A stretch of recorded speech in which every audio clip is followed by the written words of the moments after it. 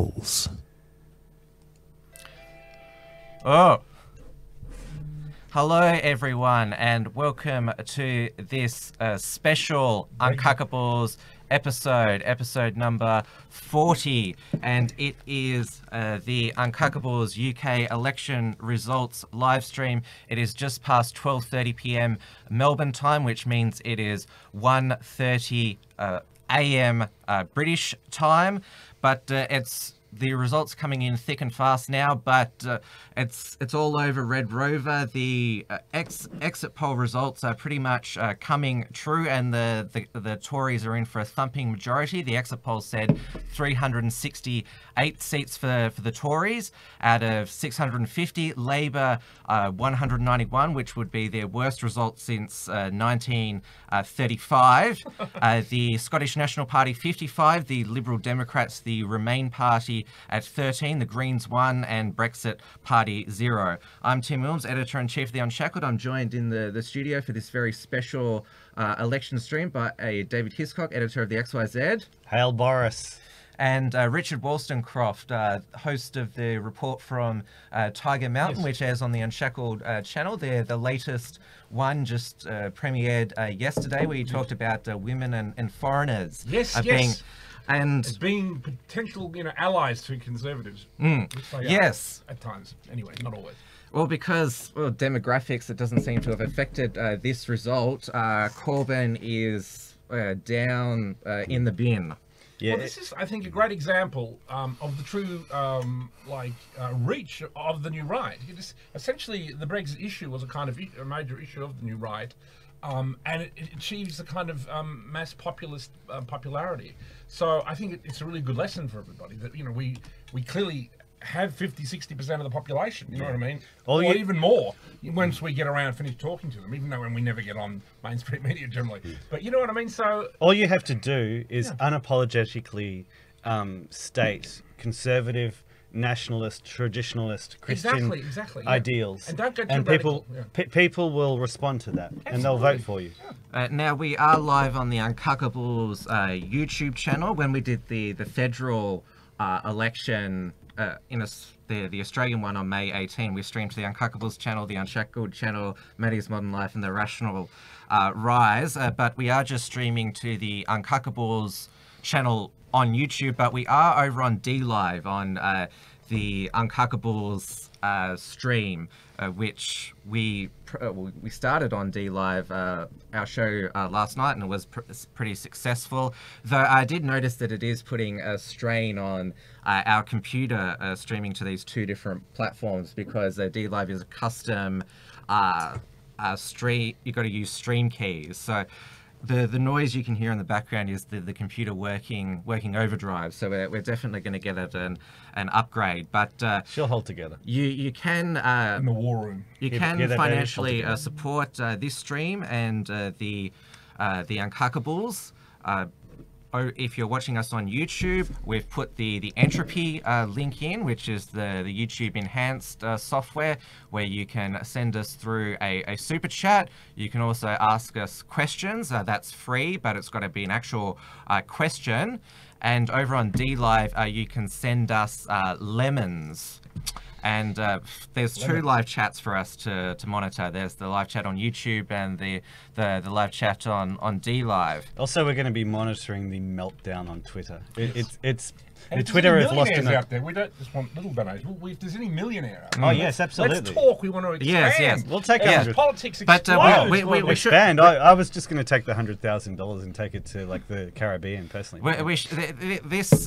It's a really old Vine clip, but it summarizes yet again the left's reaction to this result. It has to be a joke. I do not believe this is happening. I'm literally about to fucking kill myself, and I'm not kidding. You better fucking fix this shit right now. I literally am gonna die. I need an ambulance. I can't. Full Trump derangement syndrome. But I think the best Twitter account to follow to get some results is Titana McGrath. Do you know who Titana is? Yes. Yes. I'll bring up her bio Is she first. for real, or is she? I've seen her page. She's a troll. That's what I thought. Activist, healer, radical intersectionalist, poet, selfless and brave. Buy my book. The book is called Woke, A Guide to Social Justice. As this is the latest tweet 49 minutes ago. I generally don't understand how Jeremy Corbyn could lose. I generally don't understand how Corbyn... he's pronouncing his pronouns and everything. Why don't we play this? Absolutely. That's why I fucking lost right there. What a little cock. So that's Grandpa Santa Marxist, Karl Marx, as I call him. His brother is good, though. His brother's a climate change realist. Yeah. This general election was advisory. I demand a people's general election. I was about to say, we're going to need a third election. How many elections do we need to win to get Brexit? I mean, will the globalists allow us now to leave? That's the thing. Like, they were demanding a second referendum for several and here years. It is. And then they tried to put off having a general election because they knew that it would actually be that second referendum and they would lose. And now they've lost. You can see, like, you know, inside that mountain somewhere, Soros and Burkow and everyone sitting around going, oh my God, what's going on? Like, you know, like... We need another election. Like, you know, like, oh, you know... So sorry, Marx's Santa Claus is not real and he's not coming to the UK this Christmas. But Boris is. Well, he's the kind of Santa Claus who comes down his chimney and then steals all your presents too, eh? But Boris only from the rich ones. Boris has a real opportunity here to do what Trump has done to the GOP, which is essentially destroy the old GOP, which he's at least partly done, and to reinvent it in his own image. Globalists out, patriots in. Yeah, and nationalists in. And I think Boris is probably a little milder than Trump. But, I mean, surely he's got enough brains to work out you could move a bit more in that direction. And, I mean, I don't know why Scott Morrison doesn't do it either, but I don't know. I mean, you know, it's extremely Promethean, all this stuff right now. I don't think Scott Morrison is Boris or Trump. No, he isn't. He isn't. You're right. But I think Boris definitely will. And he has a clear mandate now. I mean, that's, you know, I mean, what a resounding... I mean, but what did they expect? I mean, they had an election and nothing happened. It would be, I mean, say the same-sex marriage vote, whatever, wasn't enacted.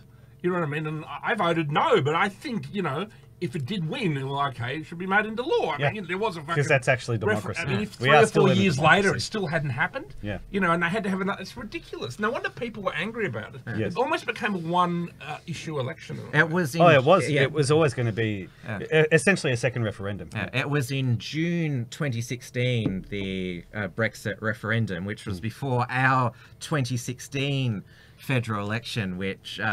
Malcolm Turnbull, who is the equivalent of Theresa May, managed to scrape back in with 1 seat. And Theresa May, she was, after David Cameron resigned because he was a Remainer, Theresa May, she was elected unopposed as the Conservative Party leader and Prime Minister. She called a snap general election in June 2017, 3 years before she needed to. Thought she could increase majority, went backwards. It was a hung parliament and had to go into coalition with the Democratic Unionist Party, the Northern Ireland Ulster Unionists. But both her failure and Turnbull's failure just a resounding rejection of milquetoast liberalism. Yeah, they are. Fake conservatism is Absolutely. not politically popular. It will never get you anywhere. I agree. Both the milquetoast fake conservatives in the Liberal Party and all the people on the left Milk will toast. always try to say, "Oh, you're going too radical, like this old school 1950s nationalism will never get you anywhere." That's what people actually associate with. That's what actually lights the fire for people. Yeah. Like, you know, there's a tremendous momentum behind all this stuff, and you know, like you know, I mean, it was looking maybe 10 or 15 years ago as if, you know, the parties that would be marginalised would be the GOP and the Tories, and it's the exact opposite is the case. Yeah. But it's because they have embraced this this new right and this new, you know, You could call it old right though. Like we've just returned to our roots. Of course. Yeah. Now the current results, because I should explain to people how the the UK Electoral Commission counts the votes is that they don't have progressive results throughout the evening like we do. All the 650 constituents, they count the votes and then go to the local town hall, and the returning officer announces the vote totals and declares the winner. So that's what's happening at the moment. Is that a recent thing? Or No, has it they've always been done that way? it. And they get all the candidates up on the stage, and yeah. I guess it avoids the danger of media organisations announcing the result prematurely, which the left everyone took the complained about that in exit 2000. results basically as gospel, though it is coming true. The results so far are Labour 18, the Conservatives 9, and the SNP 1. The reason why Labour is at 18 seats is because they have announced the results in the far northeast of England, around Newcastle and Sunderland, which is what's called the Labour Wall. Because England is basically two countries. There's the north of England, there's the northeast, which is Newcastle, and then there's a northwest, which is Liverpool and Manchester. Even in our literature, our fantasy literature, we depict England as two countries. You know, you've got the king of the north. It is like a second vote on Brexit. You know what I mean? And mainstream media in the United Kingdom has had 3 years to bang people over the head that something terrible happened with Brexit, and what is the result? An even more resounding victory than the Brexit one. Absolutely. So that tells you people know they're lying, and this is it's really great that the average guy in the country, farmer or whatever, working class guy in Manchester, he knows they're fucking lying. Yes. You know what I also find interesting? The exit polls, I think, in Australia, and the exit polls in the 2016 election for Trump, the exit polls are actually predicting left-wing victories. Yeah, well, that's probably because they were rigged. I mean, but also because I think we saw the fear of people talking to, there was still that sort of right-wing fear that, if you say your views openly, you'll that's get true. yeah. But here in England, of all places, people are prepared to actually put down what they voted they actually for. Dave, you're voted sliding for. off the I do think you're place. right. Are you say I'm going too far to the right?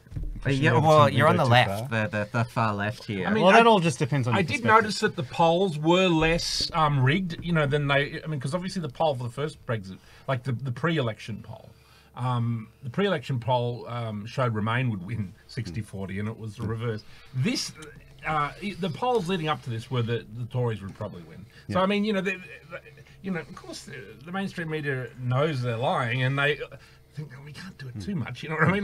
No one will ever. We'll just go off air. I guess what no I'm one will hoping, buy a license. Or I guess what I'm hoping is maybe people are starting to lose that fear of speaking openly about I what think they so, really think. and it's I hope. really important. I mean, are we living in like Soviet Union? Because that is the kind of thing when you can't speak your politics on Trump or Brexit, wear a Trump hat. I mean, people get attacked for it. I mean, as I said, I got whacked there once at a film festival for wearing it, and I was wearing it as a gag just to troll all the left-wingers there. And most of them found it hilarious, right? So anyway, and it's constant attacks upon people, and it's terrible. These are major, obviously major people who have major support within the two main countries on earth who control the world, which are the United States and the United Kingdom. Yes. They really do control the world, those two countries. And, we help them out. Now, because this could potentially be a long stream, we're going to keep going until basically it is confirmed that Boris Johnson has got a majority government. Yeah, so, we can finish in 5 minutes. Really, So in these election streams, we do have a few drinks to get us through the evening. This This is for Boris. Hail, Boris. The cider Hail, that I Emperor. drink, it actually doesn't. Cheers. Cheers, boys. It's because it's green. Brexit. The green screen. Yeah, because you can see. Yeah, through me here, you can see through. Can we play Land of Hope and Glory for everybody? I think, that would be Will nice. I find it on? I think find a video. Let's have the British flag up there for 3 minutes. I think that's pretty fun. Will we get We've got plenty of a time. copyright claim? I don't think so. Not- Alga's long dead. Yeah, he's long dead. Yes. Alga is long Yeah. dead. And here's to Alga. Because we got a copyright claim for last night's show over playing the banana eating art. Yes, but we're just going to have to sort of you're ready to redo replace it. Yeah. ourselves, aren't I've got a banana here, so we can reenact it. But I haven't got tape. I should have brought tape.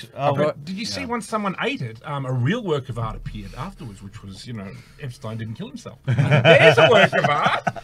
Like that's a definite like Banksy. Like you could sell that for £5 million. So how much did Hang on that Prince banana? Andrew's wall. How much did that banana cost you there, Tim? Banana, probably about 50 cents. 50 going cents. off. Yeah. I reckon you could get it for at least 100 grand. Yeah. Remember, it was around 2007. There was that cyclone in Queensland where they grow Australia's bananas. The left hadn't at that time blamed climate change for all the natural disasters. So Oh, they were on their way. I remember them talking but about it it. wiped out the banana crop, and so bananas actually were quite valuable at that time. Yes. Yeah, and all the lefties were making jokes about us finally being a banana republic. Yeah. And then the right learnt how to internet, and the rest is history. Yeah, let's play it. I will. I'll download it. 'Cause Okay. I'll play it on Entropy rather than doing it on. Okay. Which YouTube? yeah. Can't you do that? YouTube, right? Yes, but it's better if we do it here. But it's going to put a strain on this. The CPU is flag. going on overdrive. That's the central processing unit. Full tech talk. It's beyond me. But we want the big English flag. This is up the on screen, first. don't We did a day stream on the morning of the election. You and Steele spoke with Fraser Anning. Yeah, that was a lot of fun, though. Yeah. Obviously, this is a Friday, so a lot of Australians are working up until Christmas. No, it doesn't download. So yeah, I'll just play it. Wait, up the screen and play it. Yeah. I'll just play it on. Hang on, I've got to get the. But yes, this is to celebrate. Yes. She's back. Old Blighty. And I'll put it full screen. Salute everybody. Hey, isn't that beautiful?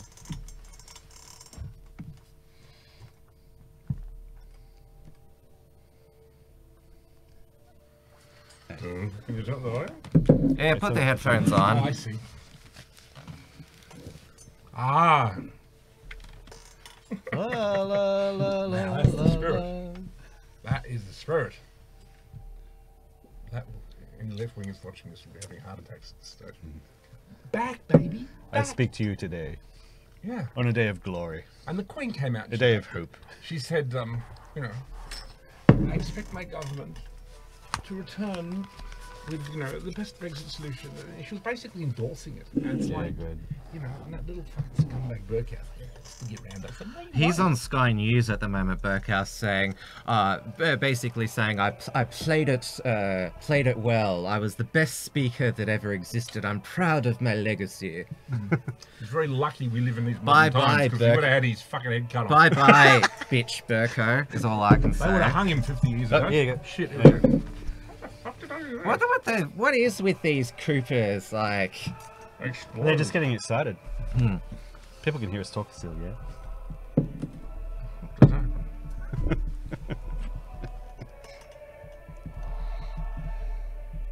Oh. Oh, it's very quiet.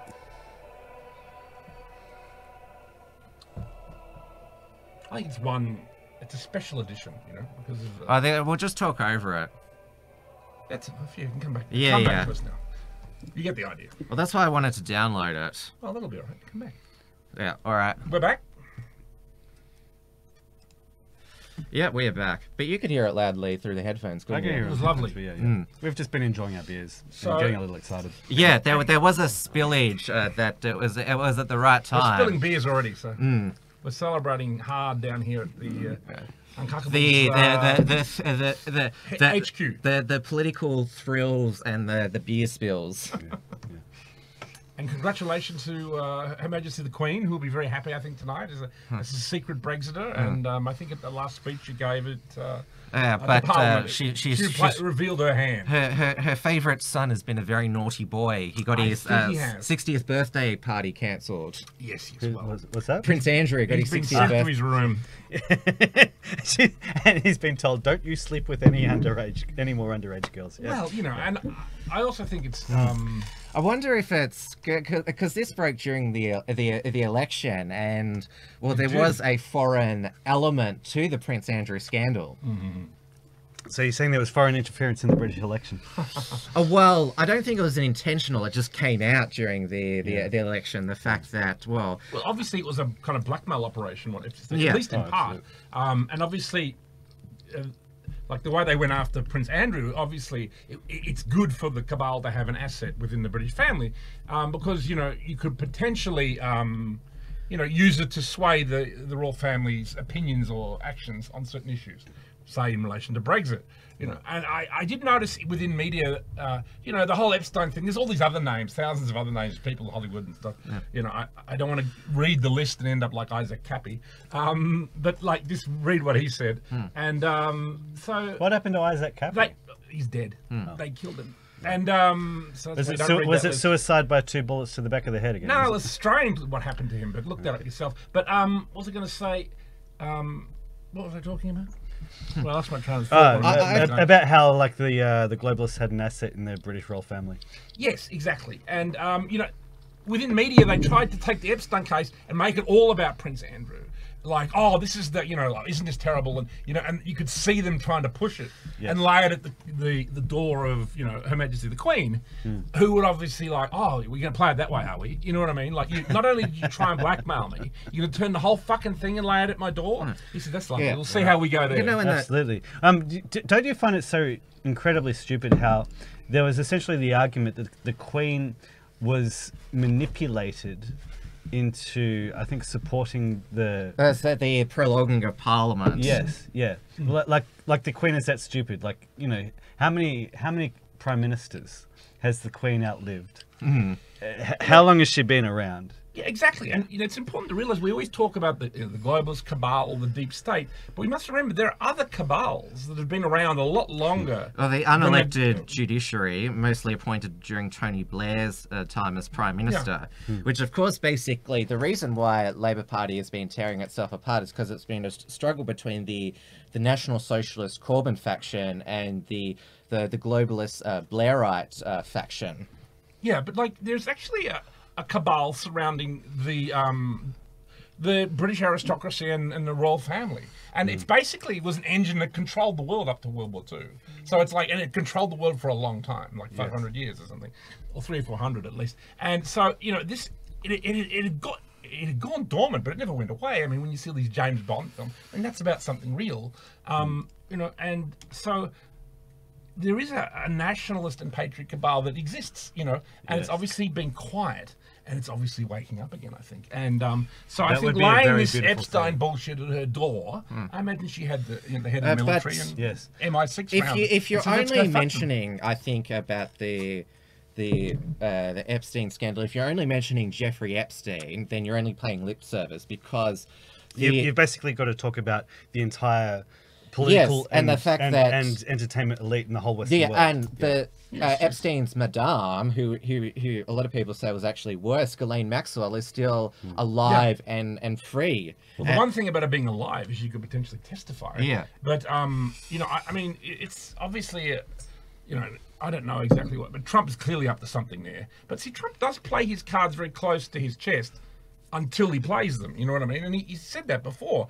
He was, how are you going to defeat ISIS? He said, well, you'll find out. I'm not going to tell you. You know what I mean? Like, he's a real...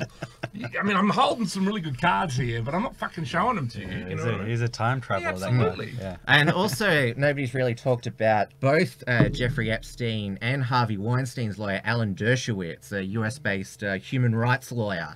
Yeah, of course. He's a great... How interesting. He's connected to both of them, huh? Yes. But he's pro-Trump, and I think, Trump will be flipping a few, you know what I mean? Like, and I think that, if he's able to flip a couple to, like, really extremely him in the sense that, like, now they, he almost owns them because he let them off in a way. You know what I mean? Right. You know, that can work. I think Dershowitz has been on speaking in a very pro-Trump way. So I mean, you know, he's a relatively minor figure. We can forget about him. But like, you know, it doesn't go into. It doesn't want to release the list of names and everything. And it's just so strange that mainstream media, as I said, doesn't want to go near it. But all they want to do is carry on about Prince Andrew. But even that's died down. And now with this. Boris win, I think, you know, it's a new chapter is open. Now, we promised not just that we'd be kicking back with a few drinks, that we'd be ordering pizza, and Radical Islamophobe last night gave us a very generous super chat. So we are contractually obliged to order pizza. To order pizza, yes. So both of you hungry? Absolutely, let's get pizza. Yep, so Radical Islamophobe, we are fulfilling the our obligation. Yes. It's just about ready for. Is there an English kind of pizza? Well, I've got a favourite pizza place around here. I won't name it because become deplatformed. Well, yeah, they'll become the official pizza supplier of the alt-right in Australia. Yes, and we don't want a lot of slack bastards to ring up. Don't supply pizzas to fascists. I mean, you know, he operates like a kind of Stasi kind of guy, you know what I mean? Like, you know, you're not a fascist, you gotta look in the fucking mirror, you know, and all these people, they carry on, and it's like, you know, just all this shutting down of, all this kind of move towards a kind of totalitarianism, this all originally came from the new, and still does come from the new left. The new right doesn't really, hasn't moved down that road, even though... We just want to be left alone. Yeah, I mean, you know, and I think it's smart if we don't, you know what I mean? You know, unless it, you know, it's just chicken opinions at some stage. But, you know, that's stage 3, it's on stage. But like, and, you know, so that's it really. Yeah, we're ordering from Fat Pizza, people. As Peter V is there, who was a big fan of... I'm surprised that it actually, because they really could franchise that series into an actual shop. Yeah, Fat Pizza. But the fact that Bobo, like, he always had the health inspectors there with cockroaches on the... Yeah, it's a good point. Yeah. They totally could have franchised. And he used the chainsaw on debt collectors. I met that guy. What's the name of the actor who plays that actor? He was in a short film that I was in. So. He's a good bloke. So you look up the cast, Dave. Do your research. Oh, okay. So you want me to find out who played Bobo? Oh no, just the cast of Fat Pizza. The cast of Fat Pizza. I can We're tell. big fans of that. I remember it was a famous episode. They went to Sexpo and Ron Jeremy said, "Fat Pizza pizzas. They're big and they're cheesy and a little bit sleazy." I mean, that would totally work. If Nick Giannopoulos did the Fat Pizza show, he definitely would have franchised it. He's got that... Oh, yes, because you're not allowed to say the W word anymore. Not because it's offensive, but because Nick Giannopoulos has trademarked it. Wog, there you go. Nick Giannopoulos, $10. No, that means that YouTube is going to... or if our channel ever gets monetized, they'll give all the ad revenue to Nick Giannopoulos. So rather than getting shut down for saying Wog, you get your money given to somebody else. That's great. All right, pick your pizza, and we're not. Aussie. We should preface that we're not using pizza as a code word. No. Yes. We are actually ordering physical pizzas, which you'll see. Aussie, no egg, please. No egg. No egg. Then why don't you just get an Hawaiian? Because that's because no, it's got pineapple. That's no pineapple. pineapple. No, pineapples. That's pineapple on pizza does not exist. That's not pizza. That's like. Okay. You know, well. It's blasphemy. You can type in the. No, I don't know how to do that. I don't know how to do anything technological.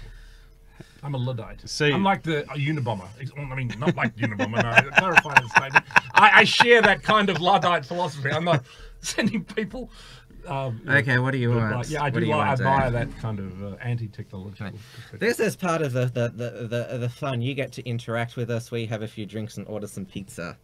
Exactly. So it's really in the last 3 years. There's been 3 major kind of new right nationalist populist victories. And this is a clear sign that Trump's going to win next year, unless either they shoot him or they're going to have to kill him. Well, they've already, believe me, Hillary's already, run that one up the, Yeah. Come on.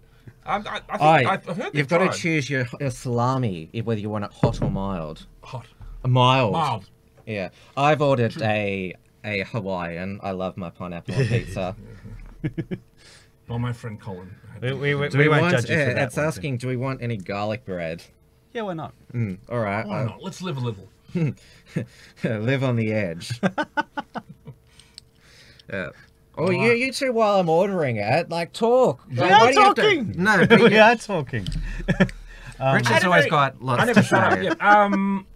What was I talking about the other day? Yeah, I was talking about the grapers. I got onto Nick Fuentes' page, and they always give Trump a huge, bad time over his support of Israel. And I said, well, it could be strategic in the sense that, obviously there are kind of two main wings of the Jewish community. Let's say there's kind of the side that is kind of left and sides with the kind of globalist agenda and the Democrats, and then there's the more right-wing side that is more pro-Israel and is nationalist. So.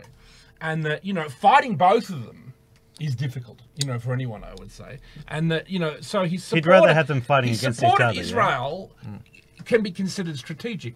And that, and that's whenever people talk about the Israel issue, the Palestinians, they don't mean much to me. They just don't. It's an important one. I don't wish them harm. People go on about but they don't mean a lot to the me. Christian Palestinians and all that sort of stuff, but at the end of the day, they're still only 2% of the population of Palestine, the Christians. And giving them that support is incredibly meaningful to Jewish people. So they actually might help you. You know what I mean? And you might actually form a legitimate alliance. And obviously, it's better to have a portion of the Jewish community with you because they're quite powerful, as we all know, right? Okay, that's what everyone says. So is it true? If it's true, one try, and at least work with the side of them that can benefit you. Can you imagine, like in 2024, imagine that Trump actually does manage to build a wall? He will get there. Yeah. Yeah. If he can do that while still, signaling support for Israel. Yeah, you should say would you take it? Look at the great rhetoric. He said we want lovely walls like Israel. You can use it as a. And we want a second one like that. Don't forget Hungary's wall, Viktor Orban's great, beautiful wall. Yeah. Israel is a kind of ethno-state. Yeah. It's like and they know 3 already. You know what I mean? Also, they know how to deal with people who approach their border. Like when people approach their border, they machine gun them. It's full on. Dubček, how do you say his name? Kresmer said some UK stations were in synagogues, by the way. That'd be interesting if it was, because I know that in Australia they don't have polling stations in places of religious worship. It's either a town hall or a school. Well, a public school is basically a place of worship because it's a cultural Marxist temple.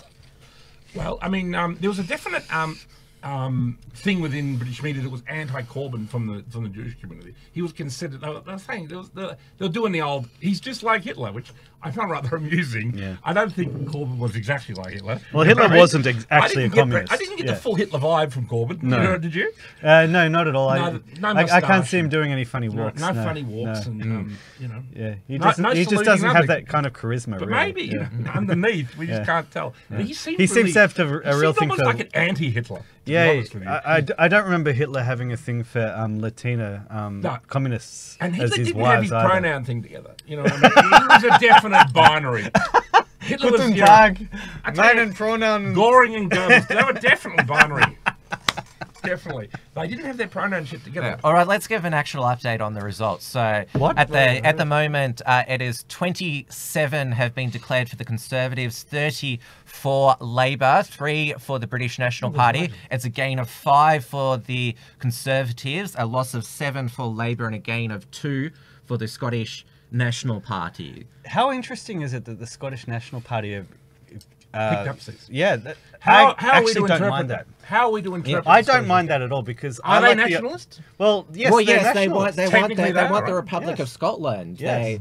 I love the fact that this anti-globalist sort of meme that's spreading throughout the West is leading to increased regionalism, which is basically nationalism, which is people identifying with their ethnic identity. Think about this too. Let me run something up the flagpole with you boys. Yeah. All right. Can you be nationalist towards 2 countries? I think you can. Because, think about it. Like, obviously, I am very loyal to Australia. I am an Australian nationalist. But I also have a certain sympathy towards England. I know exactly what you mean. That's where my people came from, Anglo-Saxon, right? Yes. Okay, so, I can see that you know, I could see, I have sympathy for Scottish nationalism from that perspective, and you know, but it's like it would be a good way if they could have their nationalism but still remain within the, you know what I mean? Like have their cake and eat it too. Well, you know, a kind of federalism. Well, they've been trying federalism though, haven't they? I mean, I don't know. They're a strange mix, and Ireland's a bit the same. They're a strange mix of crazy left stuff and then, you know, a kind of latent nationalism in both countries, really. So, I don't mind losing Scotland or Ireland. Something that really sort of assaults my sensibilities these days is to hear Great Britain referred to as the UK. Like, I can handle the United Kingdom, but it's like the acronym of the UK has just come into common parlance rather than Britain or Great Britain or England. Or the British Empire. Yeah, when I was a kid, I swear everybody just used to refer to it as England. Yeah. But now they call it the UK to avoid any kind of reference to like our actual ethnic identity, any kind of reference to our imperial past. Yeah. Now it's just an acronym. I don't mind losing Scotland and Ireland just to get that actual ethnic identity. Well, then it'll be just... well, Britain is the actual island, so it's England, Scotland, and Wales. That's where the British people are. Yeah. So if Scotland left, you'd just be left with England and Wales. I think it would be best to keep it together. I'm wondering if there's just a way to enable Scottish and yet keep them within. I mean, surely there's a way. We could bribe them. Yeah, I mean that's what it normally takes. Well, you know. And so bring Jeffrey Epstein back from the dead. Send him up to Scotland. He didn't die. Yeah, just an update on the pizzas. He's probably living in Israel, isn't he? The order has gone through. Smoker or joint. Paulie will deliver them in approximately half an hour, and I asked for some extra handkerchiefs if you get what I mean. I can't remember. Handkerchief was in the Podesta. Oh, okay. I get it now. That's just troll from me. We have got a question in Entropy from Binary Agenda. Do you think that this result is mandate for a hard Brexit, or will supposedly Conservative MPs agitate for Brexit in name only? Well, Boris Johnson, he's proposed basically the tweaked May deal, but they have 5-year terms in the UK, and he will get a thumping majority, so he could just basically say, nah, screw it, we're just going to crash out, because he can repeal the laws against a no-deal Brexit. Can he can go no deal? As long as his MPs aren't cucks. The new ones that he's got. But there will be a little bit. Well, some of the cucks have gone, because there's one who defected to the Liberal Democrats. That worked out well for him. Because there's still that Burkow bastard on television. Oh, yes, he's just saying, I run the parliament so well. He was the most irritating person. I mean, Pompous. It's hard to tell. I mean, who's your most hated globalist? I mean, it's a tough choice. I think you've got Schumer. He polls very well as the most hated. Then you've got Nadler. I mean, you know, come on. That's probably Mount Everest. And then you've got Schiff. Come on. And then Burkow. There are so many to choose from. The problem is that it's whack-a-mole. Like you get rid of one, it's a hydra. And then Rosenstein. So back to this thing about Brexit. Now we're getting into You're nuts falling and off bolts the stage now. Ah, you're going too far to the right, huh? Now we're really getting to the nuts and bolts, because what I've been saying for quite some time is that, like, all of this discussion over should we have a hard Brexit, what kind of deal should we be doing with the EU? Definitely hard. Of course we should go hard, because you stiff upper lip. If you get rid of if you get out of the European Union, you don't need a deal with the European Union. Absolutely. Because you leave the European Union. We're English, for there God's is sake. not going to be a European Union in a few years' time. Deal? Leave, for God's sake. But even regardless of that, like the European Union, if Britain can leave and face no massive consequences, all these other countries are going to see that and go, hey, we're going to do exactly the same thing. So don't do a deal with an organisation which is not going to exist in its current form in a few years' time. Exactly. Don't forget the yellow vests are out on the streets of France. Yeah, again. And France, we're talking about the heart of the European Union. Yeah, no, I mean the EU will collapse today. You know, it's sealed the nail in the coffin of the EU. I mean, you know, Italy is going to leave. There's even a talk of Ireland maybe getting out. You know, the EU will collapse now, and Lovely. So we've managed to sabotage that one. What's next? You know? Well, from there, it's Where do the globalists keep all their money? Do we need to invade Switzerland? I think, and the Cayman Islands. They're two good wars. No, Swiss. You know, come on. Switzerland, not only do they have the Swiss banks there where you can actually store gold. We want the gold. Yeah. Thank Well, Swiss the gold. governments can't confiscate it there. Yeah. Like Roosevelt, he confiscated all the gold during the Great Depression. But it's also the home of all the encryption services because of Swiss neutrality. So Proton Mail, that's based in Switzerland, and there's a whole lot of other encrypted communications that are based in Switzerland. So you're saying that, like, if you invade Switzerland and succeed, you could actually gain access to, like, invaluable information as well as all the gold.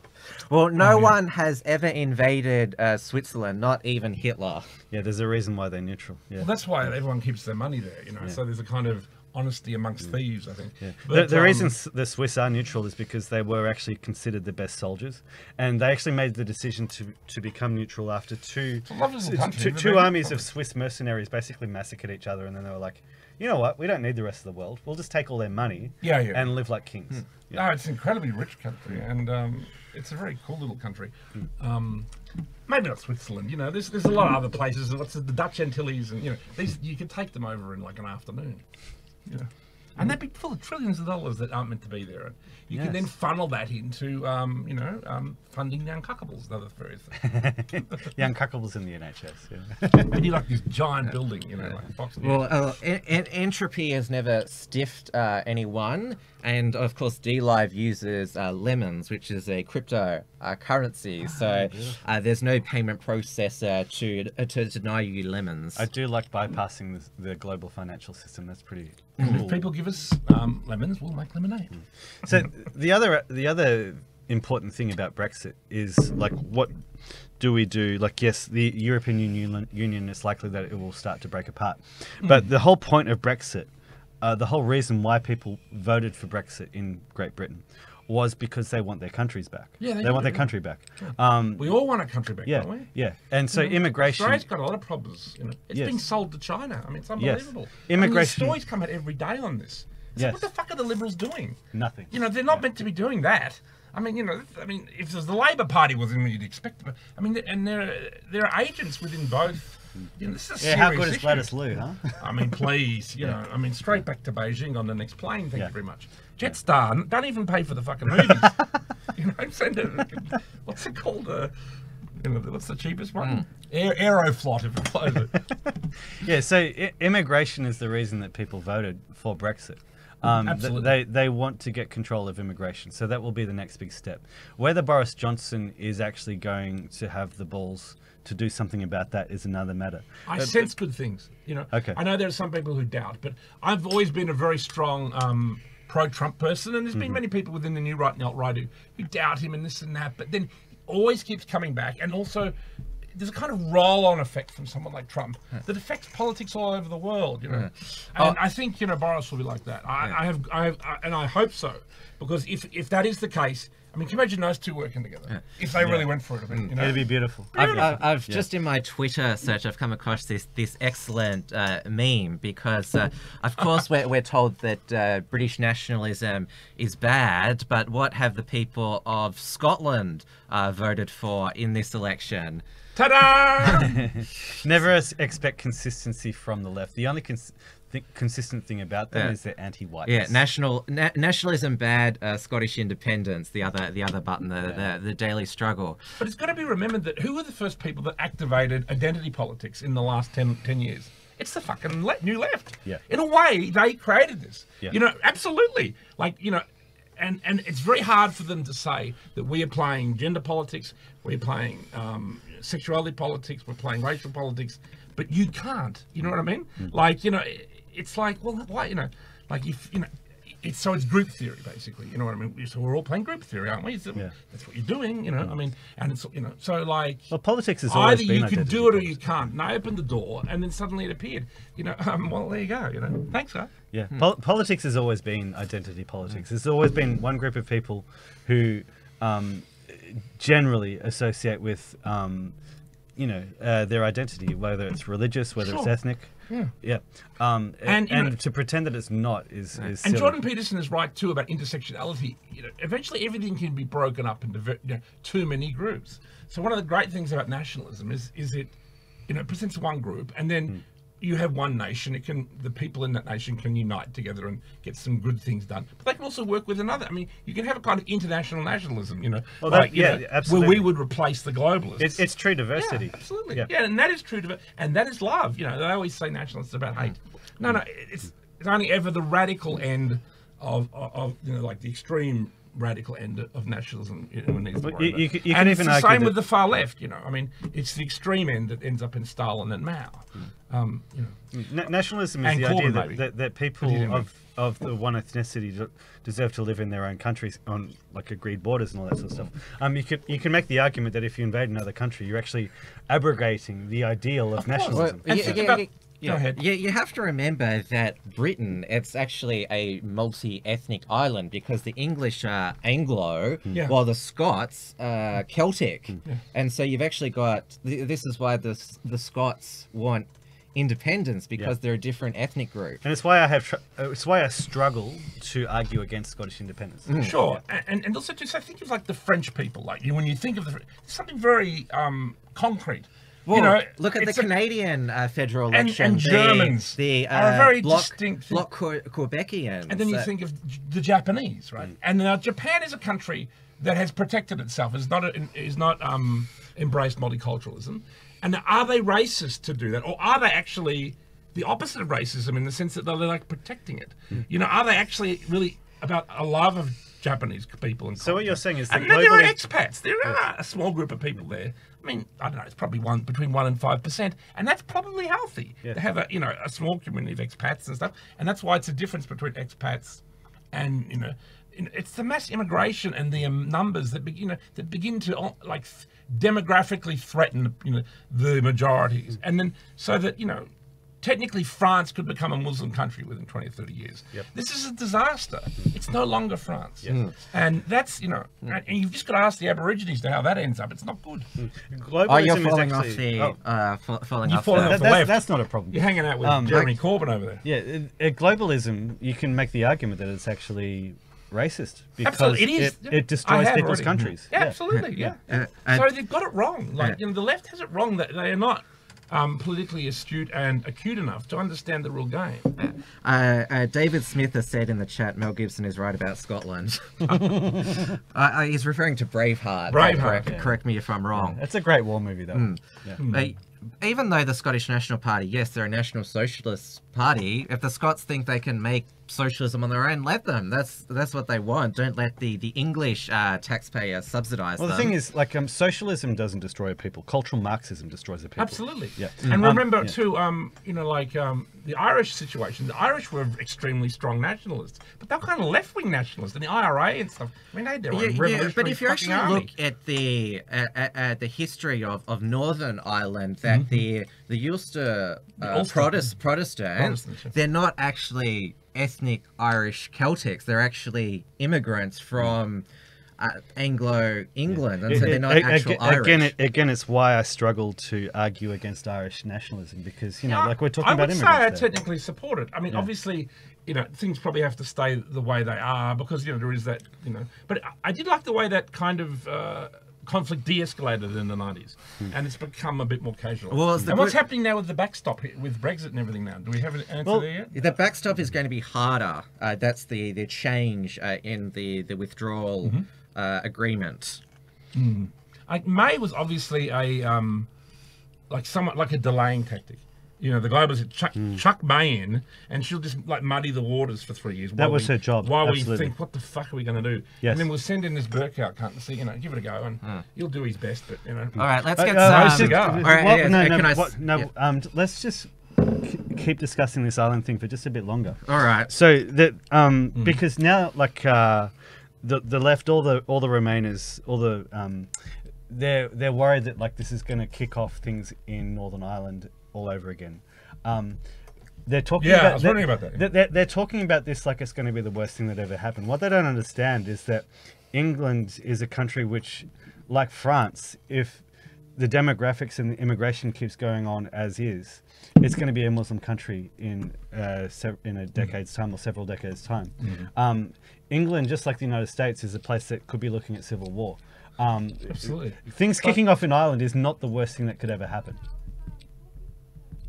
You know, the United States and England are major countries. I think, you know, we're going to head further down the road of the right to solve this problem. You know, I mean, there's a new TV show on the BBC called Years and Years, starring what's the name of that woman? Emma Thompson. Thompson. She plays a Trump. She plays a kind of like Trump as Maggie Thatcher, and it's meant to be a warning about almost kind of right-wing populism and stuff. The left are obsessed with us kind of taking over. You know who the writer of that series is? Russell T Davies. Yes, who Doctor Who, Torchwood, and Queer as Folk. Yeah, he's definitely. I mean, and he's Welsh as well. Let me just say this: the cast was so multicultural that it, you know, there's like a trans kid, and then there's like a transhuman kid, and then there's a gay couple, and then there's a black woman who's married to a white guy. It's like he's ticked every box. Yes. Now, if you go and see a film and the odd character is a black guy, but it's not, they haven't ticked every, you don't notice because it's just like life. You know what I mean? Like, but when you're having it shoved down your throat, it's clearly meant to be a warning about. You know, like, you know, people like, but it works the opposite way counterintuitively, you know, and all those characters are just so obnoxious. And is it like a British version of The Handmaid's Tale? Yeah, I mean, see, exactly. To me, The Handmaid's Tale is, I love it. You know what I mean? Like, yes. I mean, you know, that to me is far too radical a right-wing solution. But it's kind of almost like fascist pornography, and women love that show.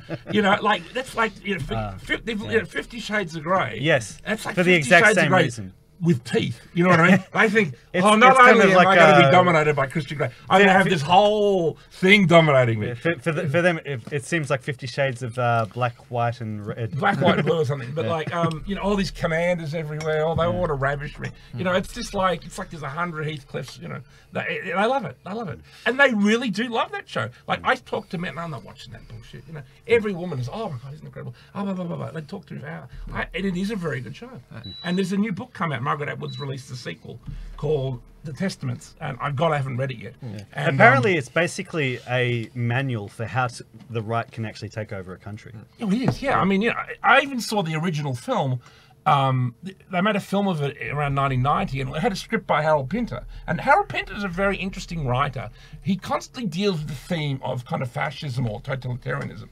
And he shows how it lurks at the edges of society and at the edges of almost the bourgeoisie society. He's always been a really interesting writer to me, and that's a really great film, the original first adaptation. Robert Duvall plays the commander, and I can't remember who plays the wife. Yes, Duvall, I've seen the guy from Die Hard.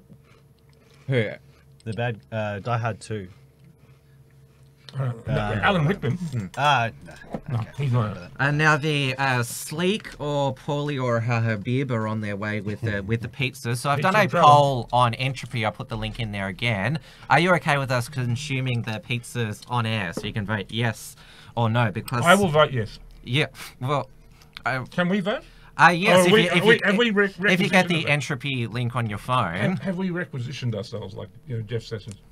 I'm fine with eating pizza on air. This is our show. We can do what we want. That's right. It's our party. We can do what we want. Our election party, I should say. Because we've also got Pringles here as well, which you saw Richard eating, but it's also it's green, so it's also messing up the green screen as well, so you can see right through me. Isn't it very interesting too with like green politics, the way they support mass immigration? Like from a green perspective, it doesn't make sense. Absolutely. You know what I mean? Like I think if they need to kind of like think about it. Like obviously, if you really were green, less people is better. So you would have a kind of pretty.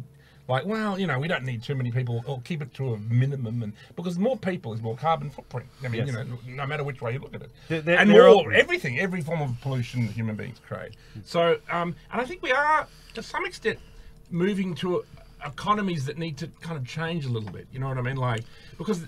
You know, capitalism is based around growth, and so is a cancer cell, as Dick Smith cleverly pointed out. You know, we need to almost move to a different kind of way. Or Corbyn's arriving at his constituency. Can we put that on? People have been saying though that they can't really hear when we play a YouTube. Just pump up the volume. Mm. There he is with But his, really, that- I mean- burrito wife. Just some thoughts around the table. Oh no, that's they haven't crossed to it yet. All my left wing friends were all sure he was going to. I was thinking, I really don't think so. And you know, what a thrashing. How many seats so far? LBC, the London Broadcasting Corporation, is the least worst mainstream election night live stream. Can we endorse that? No, because we want people to watch us. Well, I mean, when we're finished. We are competing against Nick Fuentes of America First. He is Oh, what's he live up to? at the moment. What's he doing? The I think he's making it. Doesn't he have an America First He got his pinata frog out there out? that he just Oh, he's Yeah. knocks got up in every time? He's got a fucking whiteboard. Brit- Where's our whiteboard? Yeah, British elections. going on here, Jeremy Tim? Corbyn's left-wing Labour Party And a annihilated. Yeah, he's got his whiteboard. A whiteboard and a pointer, ladies. I mean, where is this here? I mean, you know, this is why we need $1 million. Yeah, we're boomer tech You know, here. you want $1 million? Can they do that by Smart Chat? Rupert Murdoch, buy in. But we are not competing against Mark Collett, who's, well, I would say the most influential British nationalist now. He did a live stream earlier, but he is not live at the moment, because if we're competing against Mark, then our... Oh, that Tim, would you need be a whiteboard sacrilege. pointer. Sorry? That would You be need a sacrilege. whiteboard pointer. And a pinata. But we have got a commitment from Mark Collett to come on the next episode of The Uncockables next Thursday. Won't that be epic? Yes.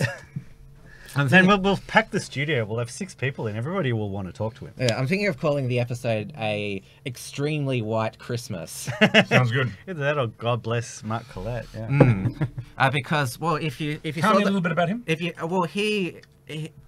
He came to prominence way back in the summer of 2002 when he was a uni student in Leeds and a youth leader of the British National Party. And he participated in a Channel 4 documentary called Young, Nazi and Proud, where the producer, who he confessed he was Jewish, secretly recorded yeah, one of those things, yeah. him, and Like a hit also job, Yeah. he also I got done like that once, appeared on Russell Brand's documentary series Rebrand, which was called Nazi Boy, and Russell Brand tried to take the moral high ground, saying, I can't be neutral with this, he's such a horrible Nazi. But it emerged later on that at the time of filming that documentary series, Russell Brand was addicted to alcohol, heroin, and sex at the time. All the good ones. And everything else. I mean, Yeah, you know, that was only the stuff he admitted to. Yeah, I mean, that guy is so fucking high. He talks at like the speed of, you know, I think a speed freak would be like, slow down, mate. Yeah, You know, like, apparently, Mark Collett's his appearance on the Channel 4 thing was controversial because when he was secretly recorded, he did not condemn Hitler. So he was called a fan of Hitler, and he discussed that how AIDS wasn't all that bad because it got rid of undesirables. And when he was drinking with Russell Brand, he said some crude things about homosexuals, calling them bum bandits. I heard I think it was like that silly prick.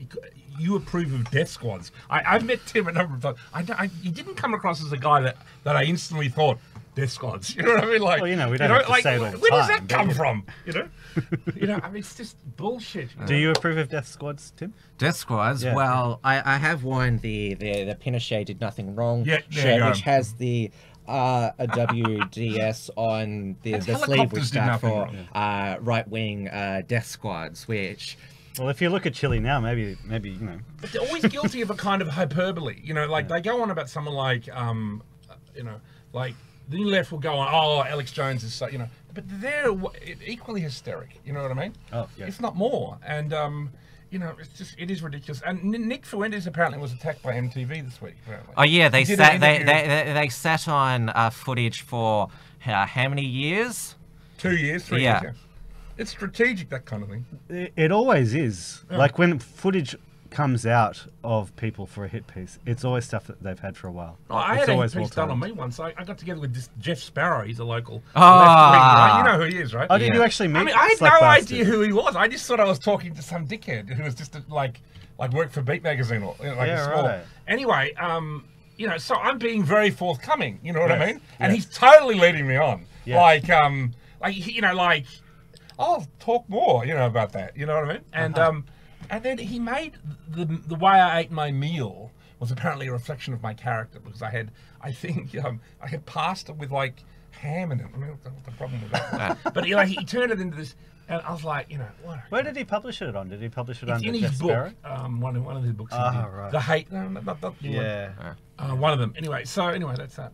So I have put on the screen now. Let me know if you good. like this. This is the BBC live update. So as you can see, the Conservatives, they've had declared 48 constituency, Labour 46, the Scottish National Party 6, but as you can see, the Conservatives have gone up 6, Labour down 8, SNP up 2, Liberal Democrats have retained 1. And they're still just working their way through the north. And PC, that's I believe the Welsh party, the Plymouth, whatever it's called. How did the Welsh vote? Well, they have a local nationalist They got a nationalist party. party as well. Yeah, I'll look it up, but it's in Welsh, and Welsh is the Celtic. I think you can be proud Scot within the United Kingdom, and there's just got to be some way you can do both. You know what I mean? Like, I mean, the United Kingdom is a bit like the United States, sort of. I mean, Texas is great, and you can be fucking proud to be in Texas. But it isn't a nation, So maybe that's the way to look at it. I mean, I guess Scotland is a nation in a way, but like, I mean, I'm a Mackay on my mother's side, so I've got a bit of Scottish blood in me. So Plaid Cymru, Dr. Olga, that's how it's pronounced according to them. He's the Welsh guy. Remember, please vote in the pizza poll on Entropy. You can also ask us a question and send through a super chat. A few people have sort of said it's unusual at us streaming during the day, but of course it's way into the night in the UK. It's just past 1:30 p.m. Melbourne time, which means it's 2:30 a.m. UK time. So they keep going the networks until about 6 a.m. the next day. Yes. They've got a pretty one on Sky right now. Well, I bet they're all sitting there Sky crying UK. in their beer, at the BBC, and Burko's going to jump off the Tower of London in the morning. I'll be thrown off. That'd be nice. Oh, here's Corbyn. He's entering somewhere. We could chuck him into the volcano in New Zealand to appease the gods, Out of a helicopter, yes? Out of a burrow on a Pinochet's helicopter. Yes. This is very fitting. Okay, Tories have gained several seats. They will have it on. I can get Sky News in the UK. Sky? Here. Who does Jeremy Corbyn look like? I'm thinking he looks like somebody. Marxist senator? Marxist Santa, yeah. Very thin Marxist Santa. Yeah. Which is appropriate because, poor old Santa wouldn't be able to be. We won't be able to show this on YouTube because of copyright. Oh, okay. I do think he was, in a way, a bit like a British Bernie Sanders. So it does go to show, if you were to run Bernie Sanders against Trump, what would happen? Well, Trump would kick his fucking ass, to be honest. I mean, he's just not tough enough, and he doesn't have the popular support. Though he is reasonably popular on the left, and he's a more authentic candidate in many ways of left-wing politics than Joe Biden. I mean, what?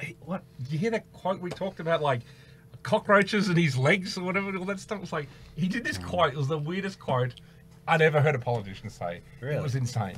All I've seen that is up. like the footage of him touching the young girls and Oh no, there's that, but there's something new, and I think he said it recently, or maybe it's from old footage. But it was insane. It's like this guy just, I don't know, he's doing.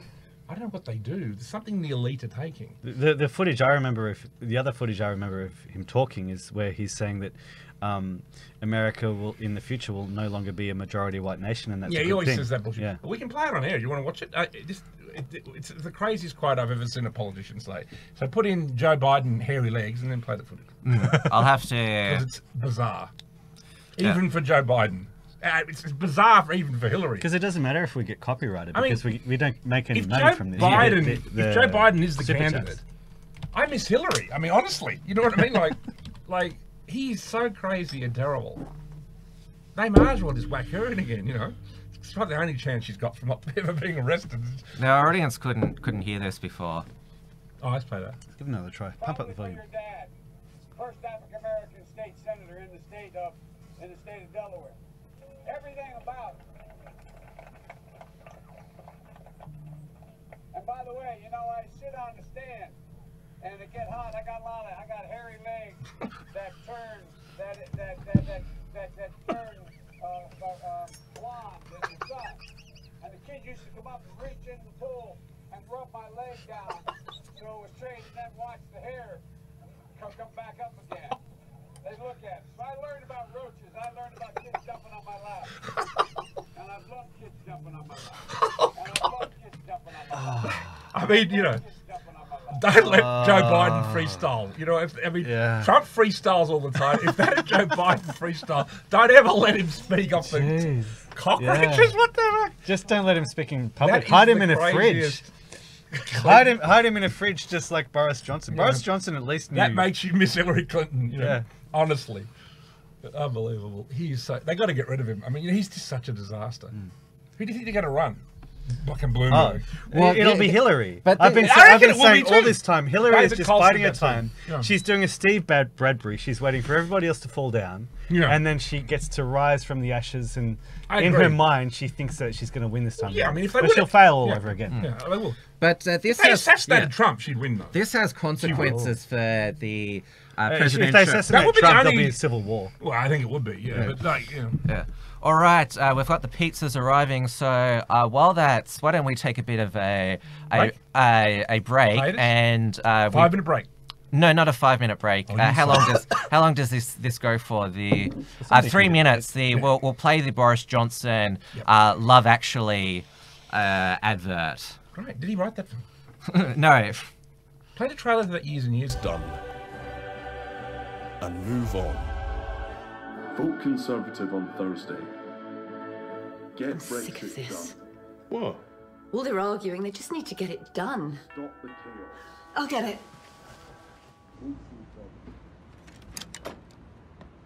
Oh, hi. Who is it? It's carol singers. Give him a quid and tell him to bugger off.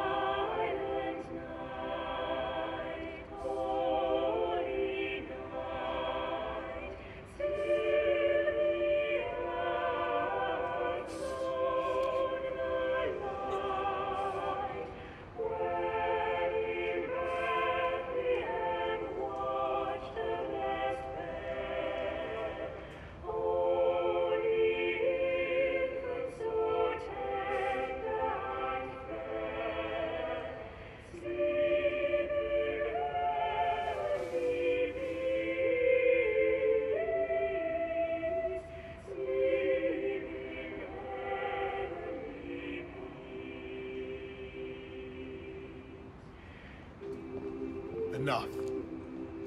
Enough. Let's get this done.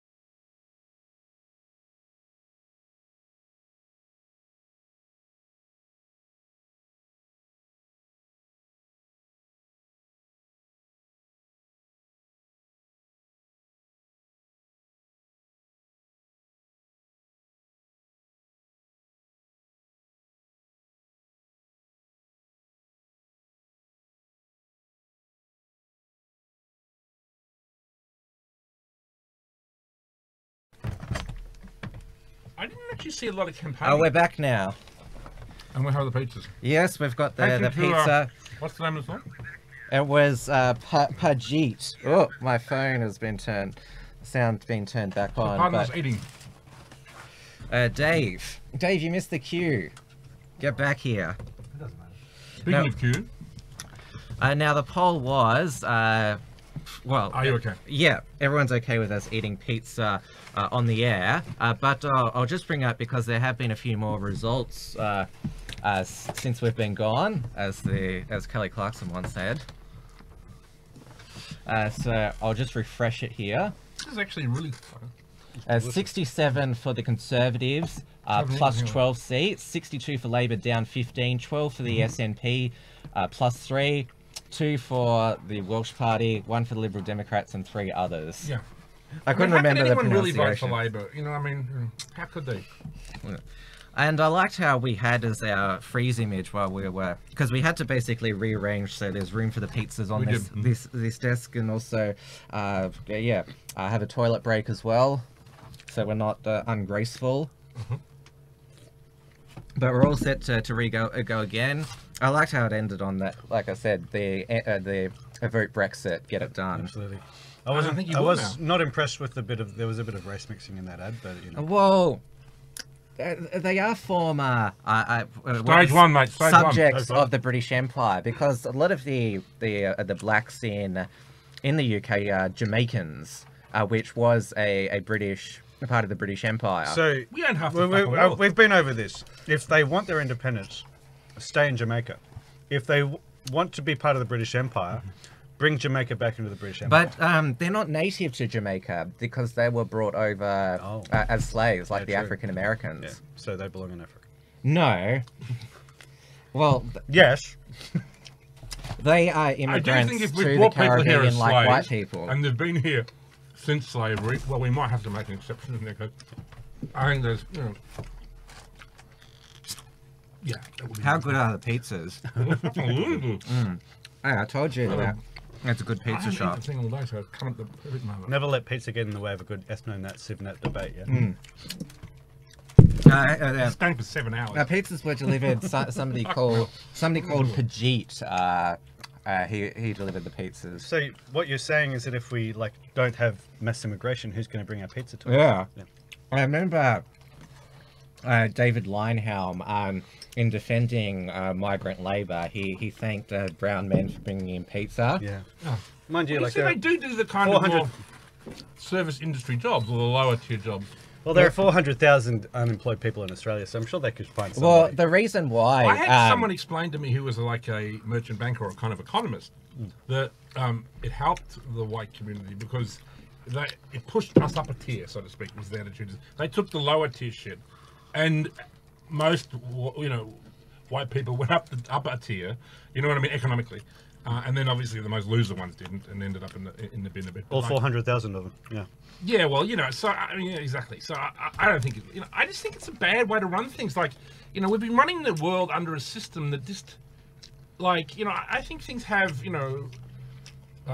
historical eras or whatever. And that, I was somewhat sympathetic to Reaganism and Thatcher at the time because it was such a bulwark against communism. Yep. And it kind of defeated it, And that's kind of when it historically became defunct, but it kind of hung around.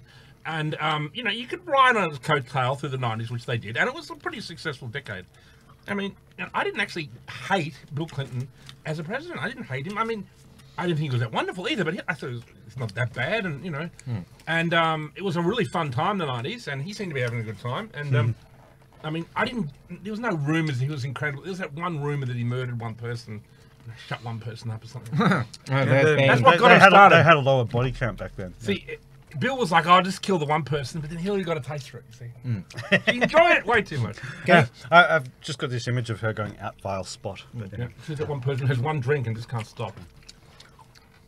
The reason why, going back to the pizza delivery, because it's who said, I think it was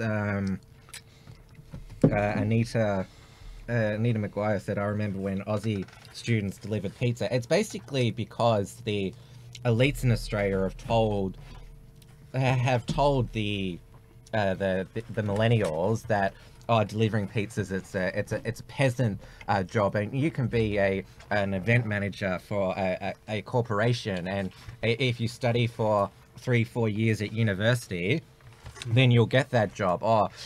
You should never think of having such a, and so that's why they brought in the migrants, because white Australians thought, white young Australians thought they were too good to do such a job. Meanwhile, we have mass immigration and mass unemployment. No, absolutely. If you were to solve the unemployment problem, so that it was like 1 or 2%, you could allow in a couple, a few, and keep it at a very low level. But it just doesn't make sense. And one of the reasons that the right-wing libertarians is because it's cheap labor, and it's also foreign labor that doesn't really unionize. You know what I mean? In the sense that, because it's already, disunited into little ethnic groups that come. It's already fragmented because there's, some are from Iraq, some are from Syria, some are Sudan, and they're not always, I don't know. Sometimes the Sudanese hate whoever, or you know what I mean? Like there's huge ethnic conflicts within their own stupid world. So I think that is what they like, and as I said, maybe during this kind of weird period we've been living in since when the Berlin Wall came down and when Trump was elected, it was a kind of stopgap. But now something different is happening, and things are really changing. I mean, this victory is huge. It will have a huge ramifications for Europe. I believe Salvini will get back in. And how the fuck did they get rid of him? Well, because he overreached, basically. He thought that he could actually get an election straight away, and then he just overreached. He went for too much too soon. You got to be careful of that. I thought he was very good. I miss him. Don't we all? What's going on in Spain? Is General Franco back there? And Portugal. The Vox Party, Salazar. They won big at the recent Spanish election. The Vox Party, that's the nationalist party. Oh, right. You must not confuse them with the Vox magazine in the United States, which is another far left trash rag. When I think Vox, I always think of Vox Day. Excellent blogger. One of the smartest guys on the internet. Everybody's afraid to debate him. It's great. I think it's incredible too that Pass the paper. Oh, the paper. Sorry, people. Napkins. I don't have napkins. That? The Where? paper. Okay, there you go. Yeah. Yeah, The paper towels work as napkins as well. So what else has been going on in the world? Is there anything else we should talk about? Well, I want to talk about the effect this election result will have on the US presidential election in November 2020. Because obviously the US equivalent of Corbyn in both age and worldview is Bernie Sanders. But there are, of course, now lots of Bernie Sanders clones running for president and in the US Congress for the Democratic Party. And I think that this will benefit Pete Buttigieg. I've always said that he's the dark horse because he is moderate. He is a war veteran, but he still ticks the diversity box because he's gay, and so he can say I can win the battleground states because he's got about a snowball's chance in hell against Trump though. So I think even Joe Biden will do better against. He could win Middle America because the swing states. No, he couldn't. No, he couldn't. No, he's gay. There is no way he will win. Not even because of that. He's just not great. Yeah. The swing states are Ohio, Pennsylvania, Michigan, Wisconsin. Yeah. He won't win Middle America. You know who? But he's actually winning over a lot of whites. Do you know what the constituency is having difficulty with? What? Blacks. He's gone to Trump. So they're still the white states: Ohio, Pennsylvania, Michigan, and Wisconsin. They're the Rust Belt states. Are you saying that blacks have a homosexual problem or homosexuals have a black problem? Neither. Well, I certainly know that homosexual men, they think about black men, but black men don't like to think about them.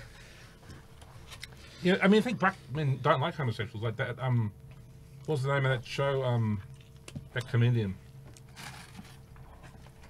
I don't know what you're talking about. I do, Yeah, well, you have some thinking time, but he's a mayor in some town in Indiana, which of course is a Middle America state. That's where Mike Pence is from, Indiana. He was the governor of Indiana. So if he can get elected as mayor there, then he can win those Middle America. And yeah, but you've seen the electoral map, like when it's broken down to county, and there are just a few little pockets of blue all the way through, and like yes, the left have been able to infect a couple of cities and towns all through America, but they don't have everywhere. The majority of the Midwest, the majority of Middle America, flyover America, is red. And I do think people know what's going on. I'm only talking about those 4 states. I'm not talking about North Dakota, South Dakota, Wyoming, those places. But even those 4 states, pardon me, everybody. People aren't dumb. Like, once they've worked out the media is lying to them, they then think, well, why is it lying to us? You know what I mean? Like, they go down the thought process. And then there's this guy who's a bit of a rebel, you know, he's pointing it out. Well, that, you know, that's a really good fuck you. You know what I mean? Yeah. So, even if I don't love him, that'll fucking do. You know what I mean? And, you know, and even Michael Moore had that great thing where he did this hour-and-a-half doco about Hillary Clinton, and he was reaching. Like, he could see he didn't really like Hillary Clinton. He liked Bernie Sanders, right? And so the doco was terrible, but he had this 5-minute where he tried to think from the perspective of a Trump supporter or what might be good about Trump. And there was like a video. And he almost fucking nailed it. I don't know if you've ever heard it. But it was viral for a long time, and then they removed all copies of it. I think there's still one online. Well, but it's incredible the way they're censoring the internet. Have you noticed that with things? Yeah. Well, it used to be there. Yes, you can't look at any Clinton body count videos on YouTube, or Michelle Obama being a man who killed Joan Rivers. You can't even look up the Hillary is Evil remix anymore. That's been deleted. There was a few years ago, like it was like a forerunner to the current KFC ad. We shared a video on XYZ. It was 20 minutes worth of black people humiliating white people in ads from American television. It went for 20 minutes. When you see that you stuff, can't find that one anymore. Yeah, no. When you see that stuff, because if you see it once, it's like whatever. But like when you see it, it's like you know what I mean. Like you're like, this goes for 20 minutes. Picking this shit up on the left, fucking anarchists. Everybody is picking it up, and they're like, and they know what it means, but they don't want to. They're like, but it's there in their head. There's the little egg. Yep. There's the little egg, little hatch one day, and they know what it means. They all know. But they can't admit it, because it would be like, oh, it's like, oh shit, I'm living. It's like the Matrix. It's like the Matrix collapses, or it's like that. And I think it's too terrifying for a lot of people. Yeah. Well, you wake up race realism in any socialist. Doesn't matter how far left, how self-hating white they are, anti-white they are. You wake up that ethnic identity, all of a sudden it all just disappears. It all just goes away. Of course, I mean, if things really got serious, every left wing, they're all with us. You know what I mean? Like, in the end of, and the interesting thing is this China thing. Like, I've noticed a lot of left-wingers are concerned about that. You know what I mean? Because, China's not into any of these progressive agendas. And if they were to take over here, like, it's, Muslims are put in concentration camps, okay? And, like, I don't think there's any gay parades in China, is there? And if you go to a protest, I mean, you can see what's happening there with Hong Kong. And that was interesting, too, recently. They had that photograph that Trump had put on his page where it was him as Rocky, and everyone was, like, laughing at it. And then all the demonstrators in Hong Kong held it up as a, symbol of, like, here's a freedom fighter. And it suddenly took on it was extraordinary. I don't know whether he had, was that just chance? Because, like that was incredible. Right there, you've got the definition. Like, you've got a great, perfect example of why they had the word for white leftists called Baizao. Baizao basically means stupid white leftist, self-hating white, who just values virtue signaling over actually looking after the interests of his own people. And you've got it right there. People in Hong Kong, that's a real serious protest, and I really support them. And it's just a really fascinating, because that image was kind of mocked. Obviously, it's what anything Trump does is instantly mocked. But when it was held up as a kind of symbol, but it was like, fuck, it was like almost like a photo of the year. Yeah, it's like someone who's gonna fucking stop you, China. And that was like, someone needs to fucking say that right now. And also, too, the way he is fighting them economically is exactly the way to fight them. Yep. Because the Chinese are cautious by nature. So when the economies, they're not into like, oh, let's roll out across the Pacific down to Australia. You know what I mean? They're a bit more, let's just let's just sort that out. So it's basically put them on the back foot. Exactly. Yeah. And that, exactly. And I think Russia is key to it. I think the only way to truly box in China is with Russia working with you. And, Russia swings between, and they created, the globalists with their bullshit, created such a poisonous atmosphere between Putin. I mean, they can't hang out. They can't go golfing, because it just looks like, they like each other because they just admired each other, but they're different. But they have interests that will coalesce, and they could work together. But that whole Mueller thing made the whole atmosphere so toxic. It's and that's incredibly dangerous.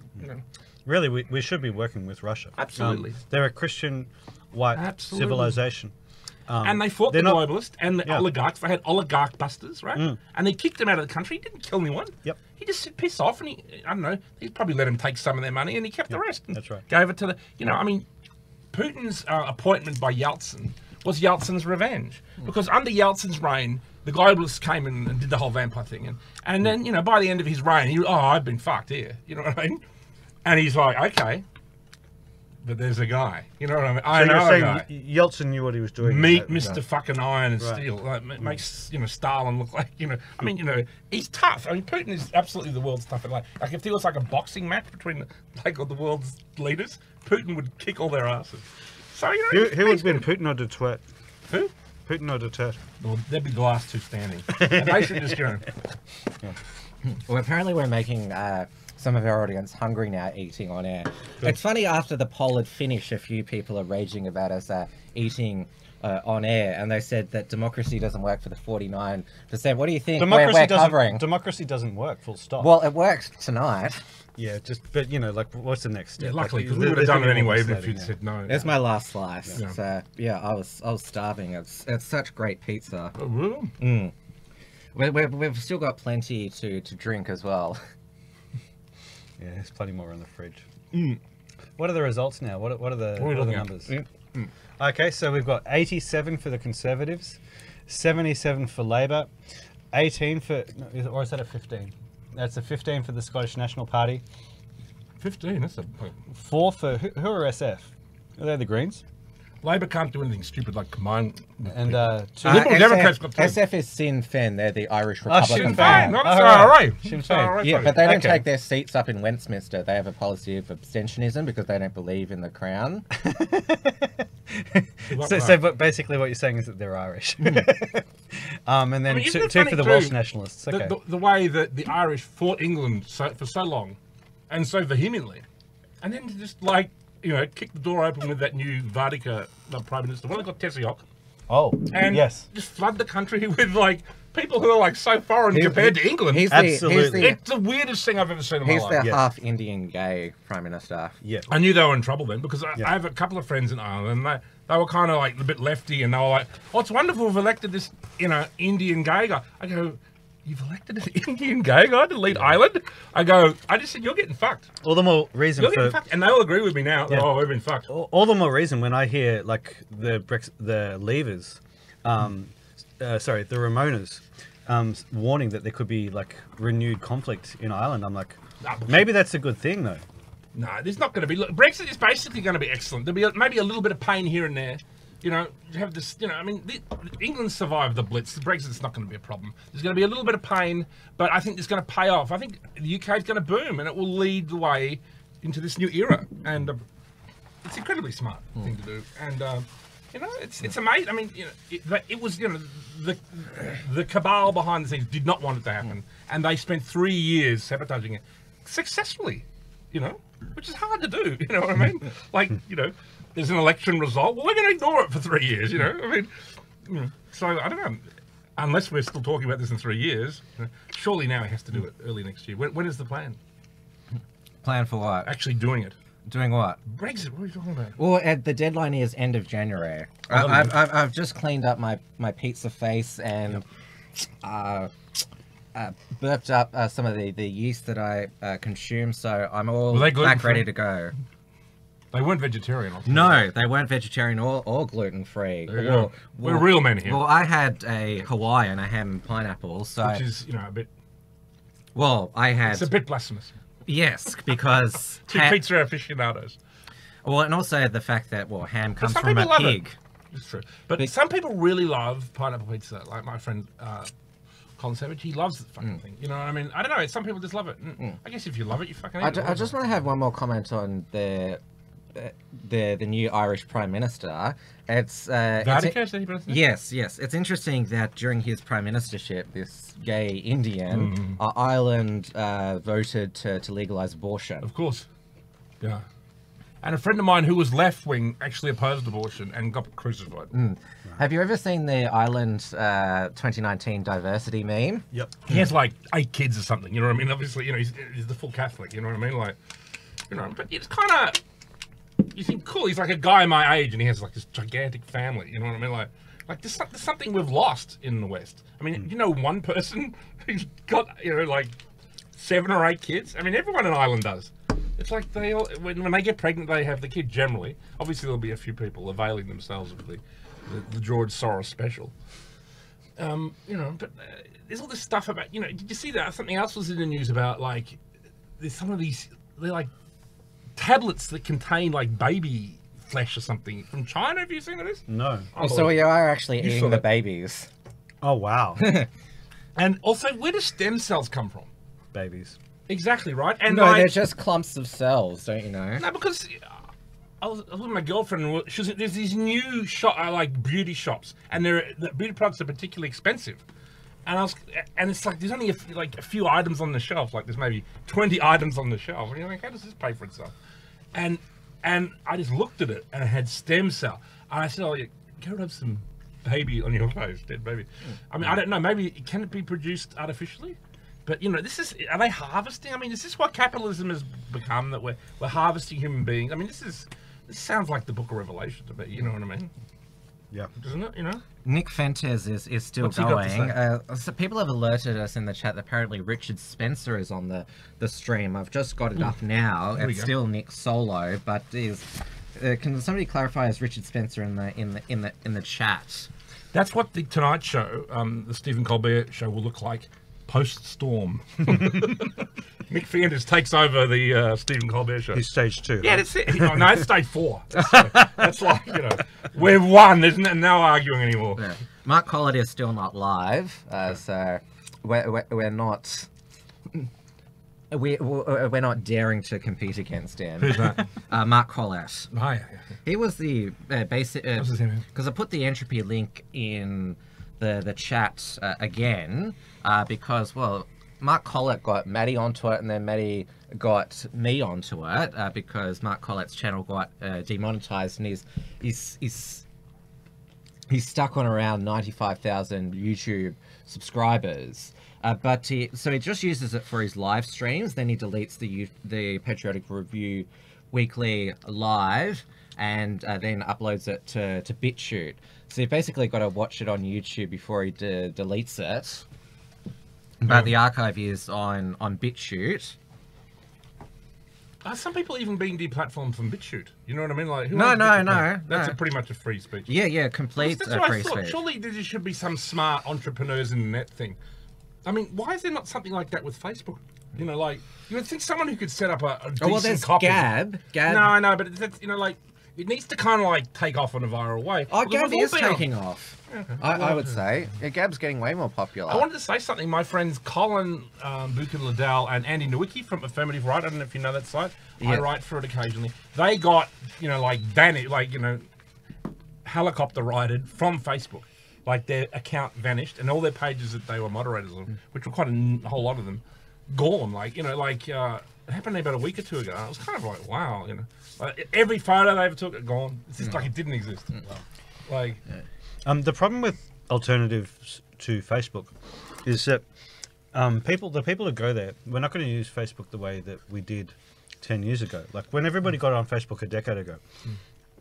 We were sharing our party photos. We were sharing everything. We were sharing baby photos. It was fun. You know, yeah, it was. You didn't really have to watch what you say because no one was fucking monitoring each other. But like, then if the whole reason that you're going to Gab is to like because you've been kicked off Facebook. People aren't going to use it the same way as Facebook. they don't, so yeah. it's never actually going to become as viral as Facebook was in the first Okay, place. Sky News for UK has just forecast a Conservative win of a majority of 66 seats to 86 seats. And based on the results that have come in, I'll just refresh what the BBC has here. So Conservatives 114 plus 21, Labour 92 minus 26, SNP 17 plus 6, Sinn Féin 4 plus 1. So they've taken an extra one off the Unionists, which is interesting. Sneaky. Liberal Democrats on 3 have lost 1, others 7 they've lost 1. Yes, that could be both Ireland and Scotland, which going to be causing trouble, to use the historical word. Nationalism is on the But rise. there's got to be a way, you know, because things have quietened down in Northern Ireland. There's got to be a way that, like, Ireland can unite, but protect the area as a kind of Protestant area. Is that some kind of- You can't. It's always been a Catholic nation. As I said before, What's your opinion on the Irish Protestants, they're not real Irish not, man? Celtics. They're immigrants from Anglo-England. What's that? Are they called the yellow something or others? The people? Oh, the orange. The orange one, oranges. Yeah. You an orange man, Tim? Orange. Orange. You know, like that's what they call you if you're an Ulster man. Ulster. Ulster. Ulster is They're the fascists, Unionists. basically. Yeah, there's like they've got their own paramilitary organisation there. I studied it actually because I have a new character in my film that was like an Ulster paramilitary, so I kind of looked into it. But yeah, fascinating, isn't it? Yeah. But I just thought this may be some kind of, I guess, I don't know, maybe just got to leave the fucking this semi functional mess that's operating at the moment when no one's getting killed. They could we could rename the United Kingdom the United Confederacy. That would work. I mean, is the United Kingdom, is it like a mini United States? You know what I mean? Like, But yeah, Just give But- them but a you little have- bit more autonomy. you have Call in- it the United Confederacy. you have in the I'm happy with that. Olympics and I didn't wanna say the this. FIFA World Cup, you don't have the United Kingdom participating. Sorry, not in the Olympics, the Commonwealth Games. You have England, Wales, Yeah. and Scotland. It's only in the Olympics where they're forced to compete as the United Kingdom. And in soccer, or football, which is the national British sport, they have a separate English Premier League, Scottish Professional League. yeah. And there's even a separate Welsh league. And in rugby union, Ireland actually competes as one nation, both Republic of Ireland and Northern Ireland. Which is... And in cricket, they have Northern Ireland. It's Well, in soccer, they have the Republic of Ireland national team and the Northern Ireland team. Yeah, okay. But it's... What I think would probably be more appropriate is you just have England, and then you have, say, the Celtic Union, or Celtic Union, I should say, Wales, Scotland, and Ireland, as one union of Celtic nations. No, that'll never work. They'll all just want independence from each other. Yeah, exactly. I think, you know, you have to watch too much secession. That's the word, secession. They do share a rugby union league with them together, the Celtic League. Yeah, and that'll smooth over everything. Yeah, sport brings everyone together. Got to have some function. But, I mean, you know, whenever you see the amount of people that attend the football, you think, if only you could get people that excited about politics in this country, you know, you could actually do something. D-Live isn't as popular as it was last night. Everyone's sticking to the YouTube stream. I'll put the entropy link in YouTube again. We have got another question from Binary Agenda. Why would SNP, Scottish National Party, be picking up so many seats from both Conservative and Labour? Well, because they are both unionist parties. They believe in the United Kingdom. They don't want Scottish independence. Because when they had the Scottish independence referendum in 2014, David Cameron basically interfered with that, said we want Scotland to stay, and basically bribed the people of Scotland with a lot more like concessions and money and all lots of other things. So it wasn't a free and fair vote. I think the Prime Minister of the United Kingdom, if there's another vote, should stay neutral. It's up to the people of Scotland to self-determine where they want to go. Well, isn't it interesting that in Scotland, the issue of Scottish independence is not a left or right issue? It probably isn't in Ireland either, is it? Really? Well, and it's not in Great Britain in general as well. Like the Maybe we one of shouldn't the be reasons. afraid of it. Maybe they should separate, and then we just form some new other chumship of just being whatever under some new name. And obviously, we still have Britain and England. You know, Wales ain't going. Well, England's always been the powerhouse. Yeah, that's it. I mean, exactly. I remember I was travelling around England a lot, and then I get to I go, why you got such tiny roads in Ireland? Like, there's these thing called freeways, you know, like Hitler invented them, and autobahns. Like, how your trucks get there? They're like, the road's about as big as this room, you know what I mean? Like, and trucks go down them. Like, you know, like it's one of the great things about this country too is you hit with the infrastructure, like big roads, and it's a huge difference. And there's so many countries you go to, and it's just like in Bali, for example, the infrastructure's fucking terrible, and it takes like hours to get anywhere. That hugely slows things down. And sometimes you'll like head to like a 5-star hotel down. Again, the road as big as this, even smaller. So it's ridiculous. But I remember running into that same problem in Tasmania. Actually, just looking at the map, going, "Oh, you know, it'd be easy from there to there. Nothing. Yeah, windy road." But I remember the migrant truck where all those they turned out to be Vietnamese. They suffocated in that. They were being people smuggled across Europe. They actually went through Ireland, which was quite amazing. You know, I mean, again, you know, like opposing mass immigration, Lorries. and open borders, that stops that. You know what I mean? Like, you know, I mean, how many people have died in those circumstances? I mean, that truck was found out, but imagine if, you know, there's been other one, particularly in Mexico and stuff like that. You know, Yes. I mean, I really liked that Rambo film this year. Did you see that? No, he but made I've it got all to about see it. human trafficking. Yeah. Like, it really had a kind of moral. Sometimes he was fighting, I don't know, communism was all very gung-ho-y.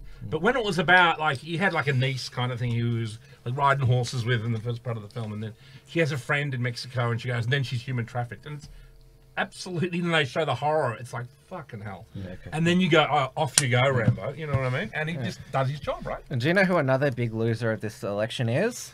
Who? Greta Thunberg, because she was announced on the day of the election, Time Person of the Year.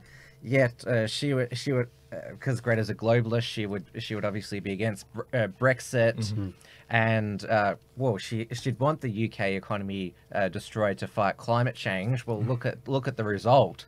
So she must be saying to the people of Britain now, how dare you? People have worked out it's bullshit. Even though many will still say maybe if people Greta's age, 16 and over, had been allowed to vote, then Corbyn could have won.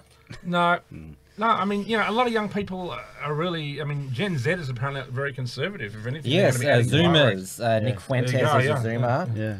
The Carnage Houseboys, that's stage Zoomers. 4 coming down the train, on Greta, she's actually put a tweet up denying the fact that she's political. She's saying, no, I'm just looking at this from a scientific point of view. Oh, please. It's an amazing example of how the left are so surrounded by their own bullshit that they see their far left politics as just in the middle, normal, and B, it's just basically compounding the globalist lies with another lie. But they also don't realize people don't like being lied to. Yeah. So, like, you know, for example, with the Mueller thing, Yeah. that was a real big deal when that collapsed because a Yes. lot of left wingers had invested themselves in it and believed Yeah. it. And then when it came back with fucking like duck egg, they were like, you know, I literally had friends who were like, those fucking lying bastards. Well, They wasn't did it- that for 2 fucking years. Wasn't it NBC like Like, they their were really angry audience? at them. NBC's audience halved in a month, in a week. And then I just say, and you know they did it to Bernie too. And then they get even angrier. I don't know, the only person who can actually fight him is Trump. And they're like, fuck yeah. Suddenly they're ready to jump on the train. A good Twitter account to check out, because Shorten is trending on Australian Twitter, because of course both Corbyn and Shorten have the prestige of being Labor losers twice. What, mate? Because Corbyn, he did lose 2017 and he's lost 2019. Shorten lost 2016 and 2019. So let's have a look at the Wonderful loss. Congratulations. The Mad Fucking Witches Twitter account, because they are having a bit of a meltdown here. They retweeted here somebody called Caitlin Johnson. There was extreme election interference in the UK election. It didn't come from the Russians. It didn't come from the Chinese. It came from the billionaire class and its political media lackeys, and it was perfectly legal. The billionaire class of the globalists. Robert idiots. Reich. No, Since, That guy's as slimy as a fucking...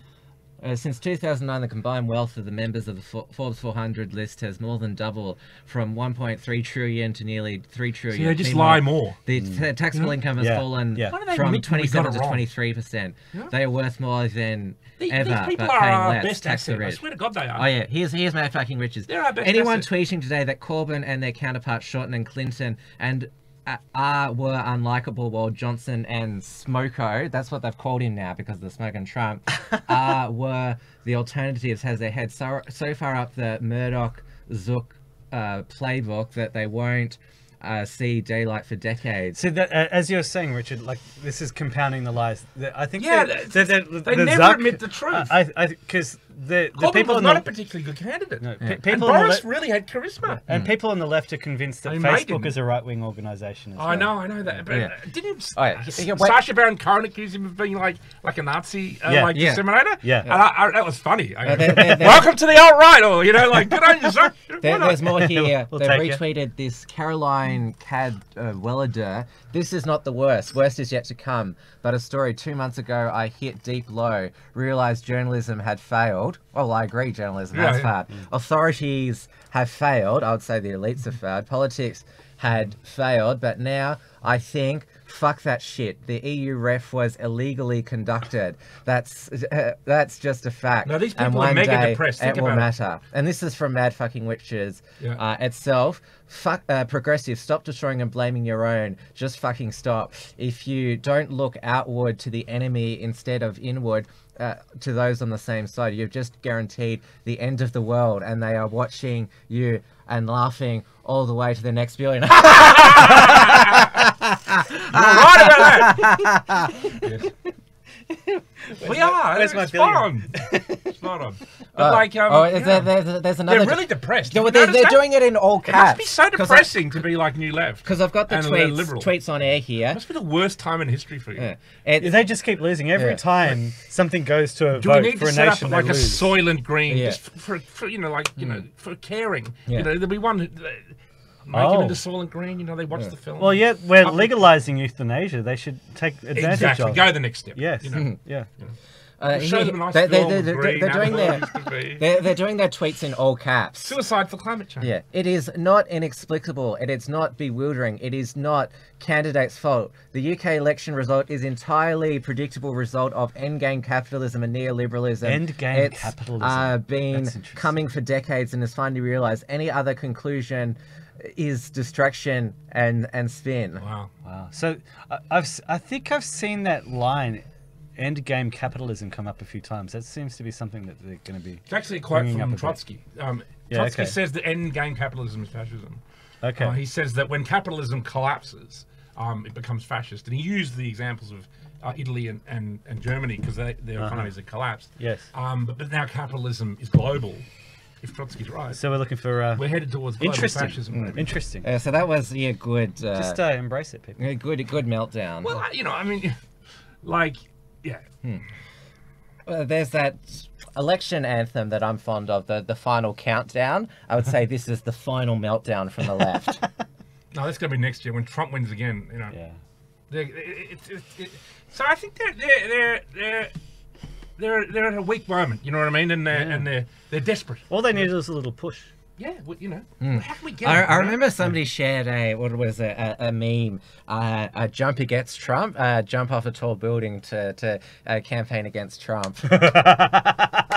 Well, the left has traditionally had a kind of anti-elitist message, mistrusting of mega wealthy people and things, and they're repeating it there. Just globalist, right?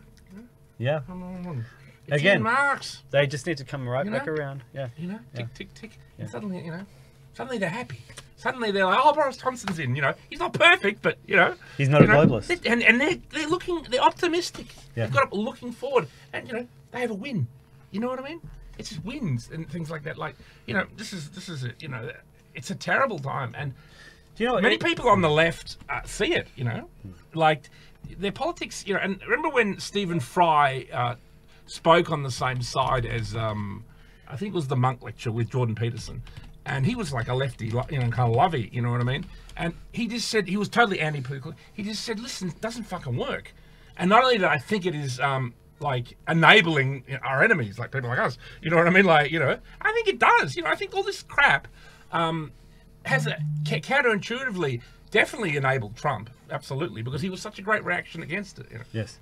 Yeah. All anybody had to do was stand up and say no to them. Oh, yeah, yeah. I remember back in my early 20s, I was just out of university. I was reading The Age on a regular basis, and I hated life. And then I started reading The Australian. Like, I didn't even go all that far. I just started reading The Australian. I stopped reading The Age. Yeah. All of a sudden, my outlook on life just became so much happier. I do think that, yeah, I mean, a general right-wing perspective is more optimistic for some reason. And I've noticed that amongst people. I mean, definitely my more successful friends, I mean, you know, have a more right-wing outlook on life. Because they just want to be left alone. To a certain extent, certain yeah. I mean, that's extent, kind of libertarianism to a certain extent. Obviously, I have some sympathies with that, but I'm not entirely sold on libertarian economics and stuff. You know, I think that, you know, we don't need to enable billionaires to get extra billions. Well, billionaires, the easiest way they can get extra billions is by being crony capitalists, getting favors from the government. That's not real capitalism, libertarian economics, because that screws over the small businessmen. Yeah. Because they're actually the proper entrepreneurs. I mean, the billionaire class, they have fundraisers with Joe Biden, Hillary Clinton. Yeah, exactly. I mean, there are a few right-wing billionaires, but obviously not enough. You know, we don't have the billionaire supporter of the but if he's here, radical Islamophobe is pretty generous. I can absolutely guarantee that if we had support from a billionaire, Clive Palmer, you watching? No way. No, he won't. If he gave you $1 billion, you'd reckon. I wouldn't say no. I'd say no to that. $1 billion from Clive Palmer, I would say no. Because I could deliver a if he offered you $1 billion, you'd still never see it. Yeah. I mean, the guy spent all that money on all those fucking ads. You know, he spent like literally millions of dollars. You know, unbelievable. The Australian Labor Party, they still blame his ads for their loss. What's the word? You're looking for a and that's why they'll lose the next time. Someone who believes in the politics. And they blamed fake news on Facebook, like the wealthy. death tax. Because remember, that was Elbow's last speech, where he blamed Facebook for not taking down. Let me think about it. I've got to say it now. I'm thinking about it. Sorry. I'm watching this documentary on the American Revolution. I can't remember what it is. I think it's called Sons of Liberty. Yep. And it's made by like the History Channel or something. And was it one which was made in about the 1990s? I think so. And it's got the guy from Breaking Bad in it. But you know, okay, this is something it's else. Basically a group of guys in a pub. You know what I mean? Yeah. Who decide to chuck some tea in a river. Yep. You know what I mean? Oh, the revolution. Like, it's extraordinary. Like, that, you know, like, and then it made me kind of think about everybody within, it's like, we're kind of like the new founding fathers. In the sense that we're a lot more respectable than the people who were basically the founding fathers, who are in this pub, who are just a bunch of larrikin Irish drunks and who decided to chuck a bunch of tea in a river. And then, obviously, it became a bit more after that and got more organised.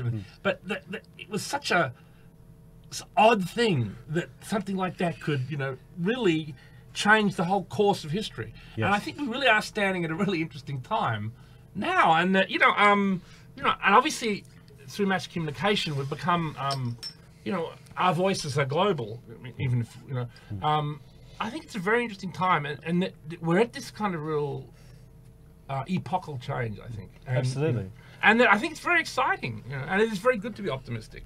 I see the network that's developing, not only as just like the network of political parties or media organizations, but it's basically the command structure of an army that's developing here. Yeah. And then, I mean, there's always things like QAnon and all this stuff. I mean, you know, okay, maybe that's not true, maybe it's whatever, but I mean, even if it isn't true, you can be sure the NSA and you know, patriot elements within the FBI, they're reading it, you know what I mean? If it wasn't true to begin with, they might think, that's not a bad fucking idea. Why don't we just you know what I mean? So like, it could be like a self-fulfilling breaking news, Jeremy Corbyn has said he won't lead Labour Party to the next election after huge defeat. So he will stay in Parliament during a period of reflections, aka bloodletting, tearing each other apart. It's just been a bad time. But there's another good meme on Twitter that I want to share. Yes. Post-Brexit map. Aha! What is? I see. Yeah. Yeah, I like that. Mm. I don't mind that at all. I don't Nationalism mind it rises. too. Yeah, okay. Yeah. You really guess we're want to? gonna- You really want to? You want to pack it up already? Oh well, he's conceded defeat, hasn't he? Yeah, but we want to. Well, Boris Johnson has got to claim victory, Yeah. Okay. and we want to see just how big the majority is. Yeah. Sure. Well, I might go, boys, because I did say I could only stay an hour. I think I've Yep. spoken. Yep. Thank you, nice working boys. with I you. know I'm a bit loud. and obnoxious. Before we might go to another Oh, can I ad say one break. thing? Yep. This is a little call if anyone's watching. If anyone there is a kind of cameraman or something, I want to do some mobile report from Tiger Mountains. So if there's anyone out there with a camera, I would like to, A producer. write to. You've got an email for here? Yes. Give me the email. Yep. Oh, well, thank is you, it? Richard. Thank you. And Write to us. Can you say the email? Because if someone will yes, listen to redux@theunshackled.net. Thank you, and then he'll pass it on to me. All right. And we'll meet up, and we'll go off and shoot some crazy things. I've had some interesting ideas of late, and let's ramp it up a little Yeah. bit. Things up, with huh? Boris, Yes. and the Queen and Trump. Hang on. High tea. Let's play Buckingham Palace. the final High tea at moment of the noon. campaign, which is Boris Johnson hiding in a freezer from Piers Morgan. I know. Morning, Prime Minister. Will you come on Good Morning Britain, Prime Minister? I've just had a reaction here from one of the minders. You're not getting near Boris. Prime Minister, will you come on Good Morning Britain and deliver on your promise to talk to Piers and Susanna? We're ready to go. We're live on ITV right now. Prime Minister, we have an earpiece in my pocket. You're more than welcome to come on. I'm actually being pushed and shoved at the moment as well by one of the minders. As well. Mr. Johnson, why do you have 5 minutes? You're live on Good Morning Britain. Could you talk to Piers and Susanna for me? I'll be with you in a second. Yeah, I have an earpiece here in my hands, ready to go. Right, he's been taken inside, into the freezer. He's gone into the fridge.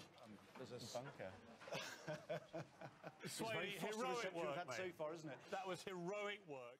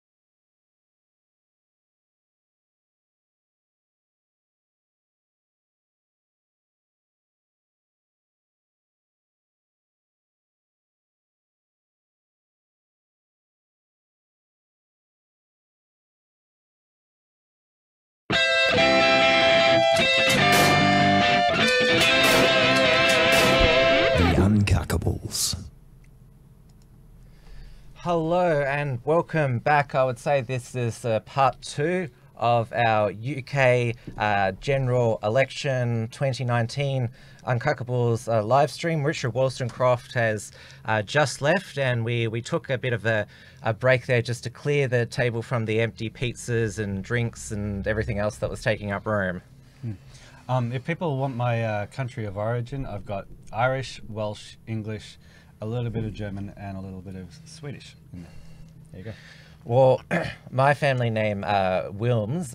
Wilms, it is German. That's on my dad's side, and my mum's side is Welsh, mining, working class. There you go. And that's why we rip so much on those stupid Welsh, because we're allowed to. Welsh Celts. This is the Celtic night. Yeah. It's a great night for Celts everywhere. We can move a bit closer to each other now, Dave. I'm quite happy over here. But you're actually nearly out of the frame. No, yeah, I can see me. I'm fine. I'll move over to the centre, give you a bit of. I'll stay on the far right. Far right. Yeah. Well, you're on the far left on the screen. It's all about perspective, Tim.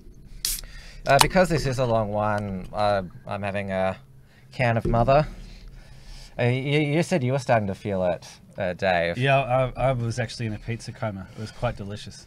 That's why I was quite happy for Richard to take over. It's great having Richard on. He knows his stuff. A lot of passion. I reckon he would actually do really well just on the street, talking to people. I think that could be quite interesting. I think he would shake things up.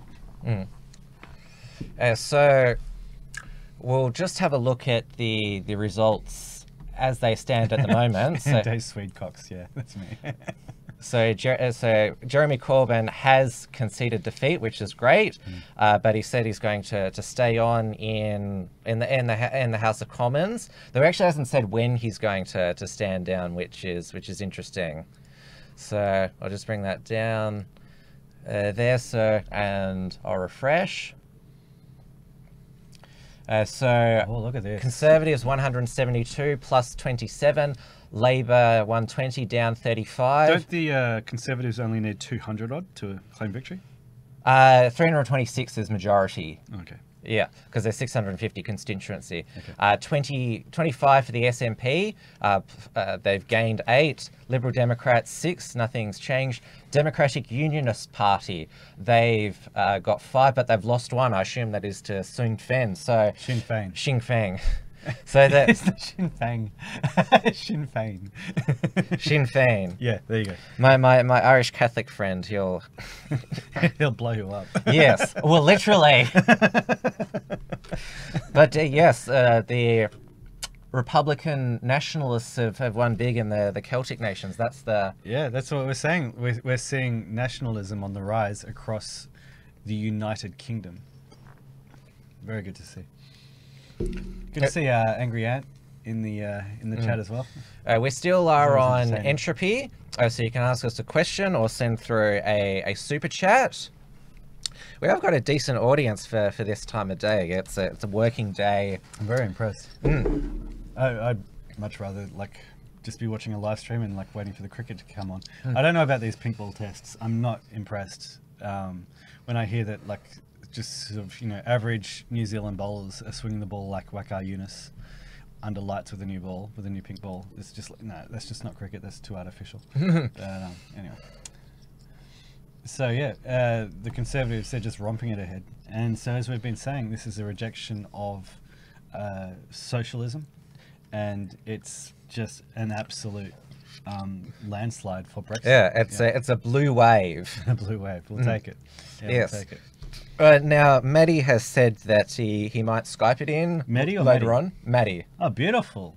Yeah, let's get Maddie on. I haven't heard from Maddie for... He's still around, but he's busy at the moment. Yeah, fair enough.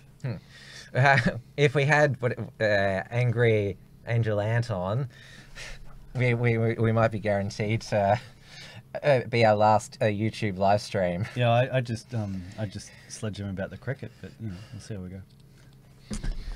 Angry Angel Ant, well, he can slag us off about how we're going in the rugby union.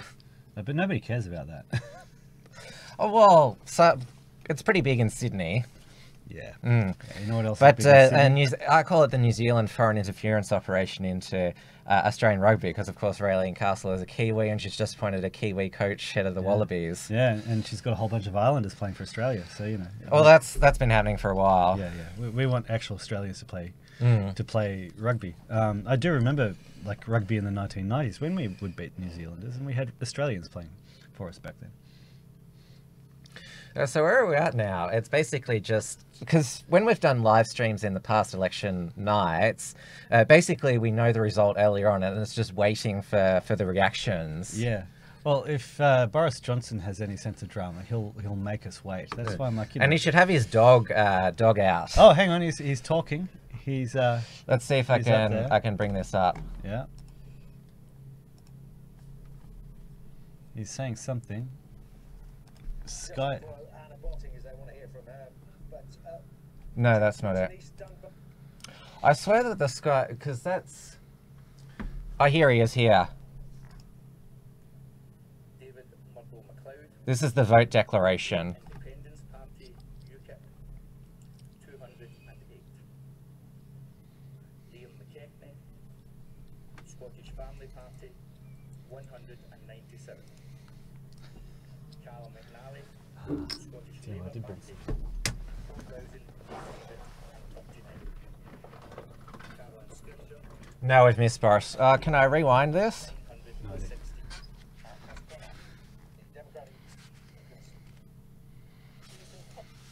It's an appalling for independence. We've been waiting.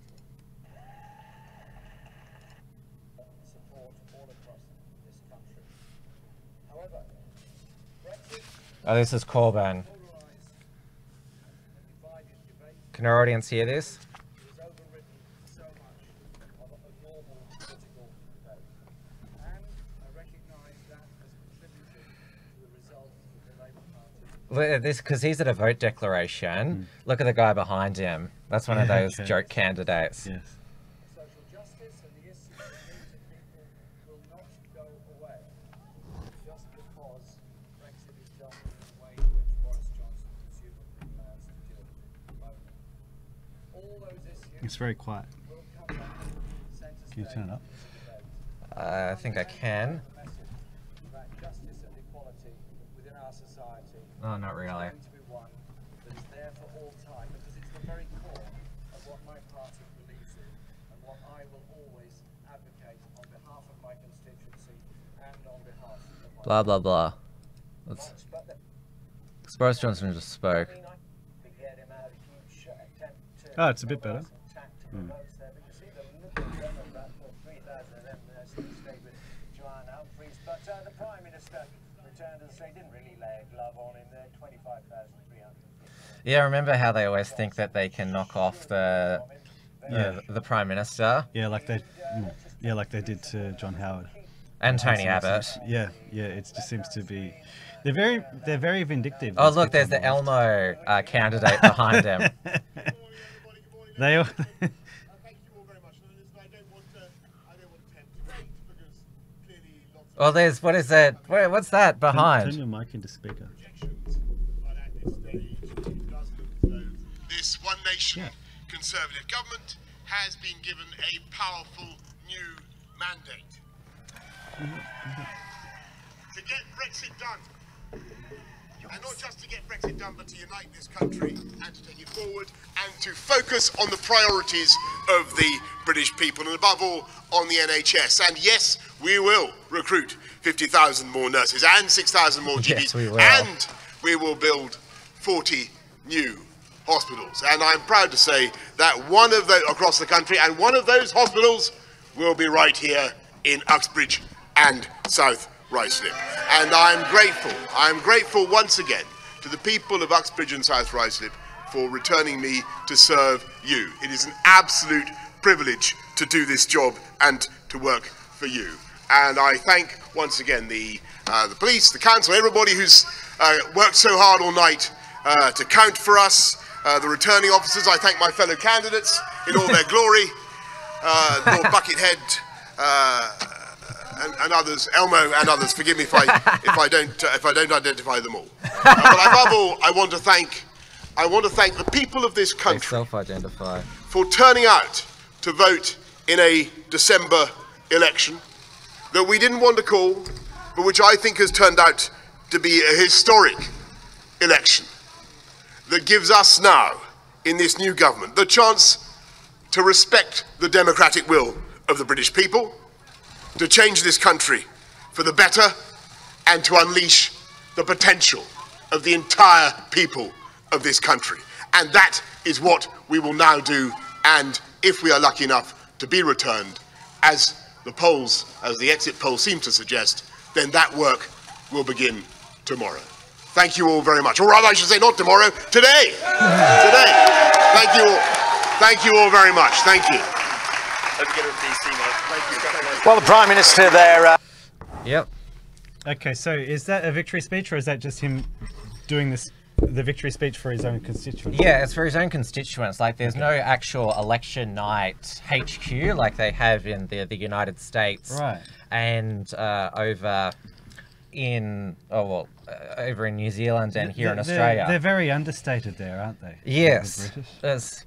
So when they declare the winner, the returning officer at the vote declaration, the winner makes a victory speech. That's how it works. Okay. So Jeremy Corbyn, he was at his vote declaration. He gave his speech before. Jo Swindon, who is the Liberal Democrat Party leader, she has lost her seat. Oh, really? Yes. What a shame. Is that her there?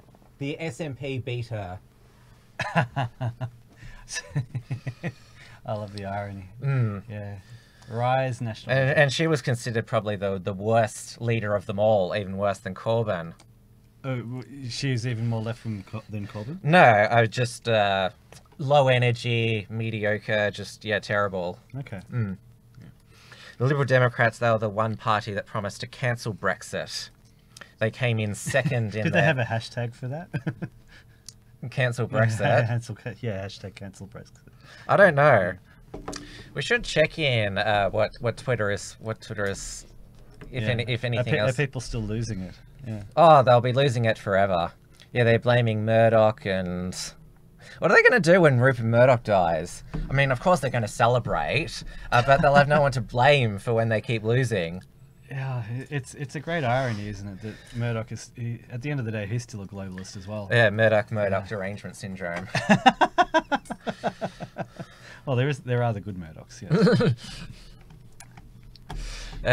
Yes, everyone seems to be enjoying the continuing coverage in the live chat, both on YouTube. As I mentioned before, DLive hasn't really taken off today, but we did get an extra lemon, which was nice. And there is a new person that has followed our stream channel on DLive called The Real Bill Clinton. And it says, lol me, Bill Clinton is your only viewer. So did all the rest of the viewers get two bullets to the back of the head. that lousy suicide again. Mm. Yeah. Let's see if we can find some random bloodletting. Mm. Oh, do we want to play just for the sake the famous Vine? Let's play that again. It has to be a joke. I do not believe this is happening. I'm literally about to fucking kill myself, and I'm not kidding. You better fucking fix this shit right now. I literally gonna die. It works if we're playing a video on Entropy, the sound is fine, but when we're playing it through directly from YouTube, we have to thank Port Film Co-op for the last minute audio tips. He suggested we hold our headphones to the microphone, which seemed to have worked. Yeah, because we know our tech here. Mm-hmm. Apparently, Yasmin Abdel Magyed has tweeted, "Yeah, Allah, Shabab, what do we do? Suggestions, please." So, oh yeah, because she lives in London now. Yeah. Because remember Boris Johnson, he said that Muslim women who wear the burqa, they look like letterboxes. Yasmin is one who probably should wear a letterbox. But anyway. And she said that she didn't want to go to New York because she didn't feel at home. She feels home in London, if you get what I mean. And New York wasn't the right kind of diverse for her. Huh? Yeah. You know, reflecting on that, it was a great achievement. We were basically able to like get her to leave. Yeah. Like it's people power. Yeah, well, it's one down, and it's about I don't know But how many to we go. also like 10 million to go. got Adam Goods to quit AFL. Yeah, we booed him into Yes. retirement. So those are two examples of people power. You can, if someone is just basically spewing hatred and vitriol all the time, Then we just spew it right back. Yeah. yeah, and then they can't handle it. Yeah. Yeah. That's why I write my XYZ headlines that way. That's why I call Greta Thunberg an ugly retarded bitch. Yeah. Yeah. We'll make her just go back to Sweden and just trad it up. Well, she's not even the best Swede. PewDiePie is the best Swede. Yeah.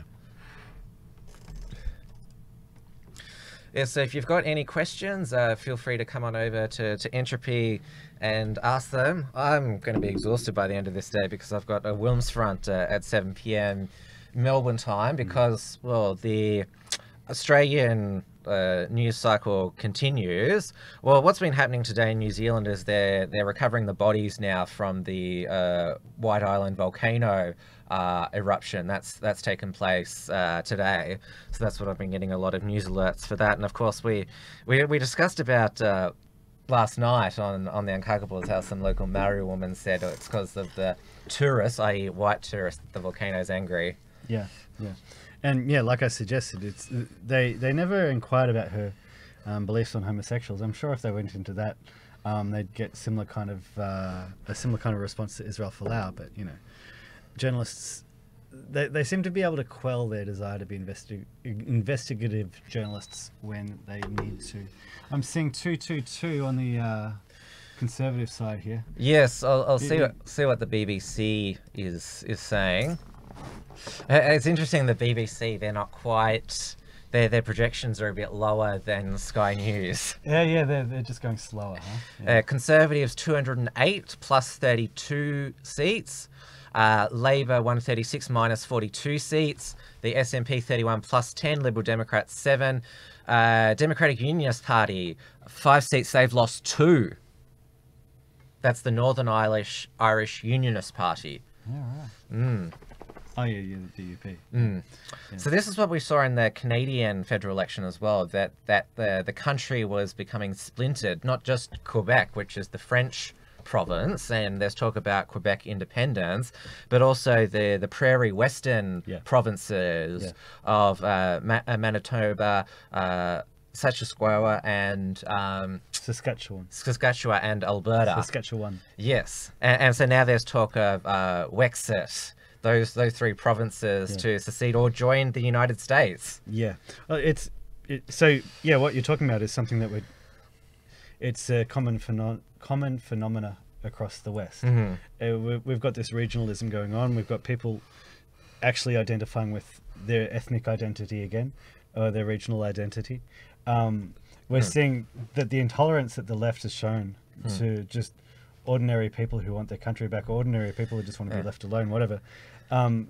We're seeing a greater divide between the left and the rest of us. Well, and it's also it's interesting that the establishment right conservatives, they say that the left is all about identity politics and we're defeating identity politics. No, you're not. Yeah, they're caught in the middle. Canada and the United Kingdom have voted along identity lines, national identity lines. And so that's what we've been talking about, the fact that Donald Trump has taken over the Republican Party and got rid of this whole we reject identity politics nonsense and said, actually, yes, we are in favour of identity politics, our identity politics. And Boris Johnson, what he's done here is he's done the same thing with the Tories in England. Yes, the fake conservatives are doomed to failure if they keep stalking down that path. Yeah. So where do you see all this going? Like, where do you see Great Britain? Where do you see America? Where do you see Australia? Where do you see the West in a couple of years' time?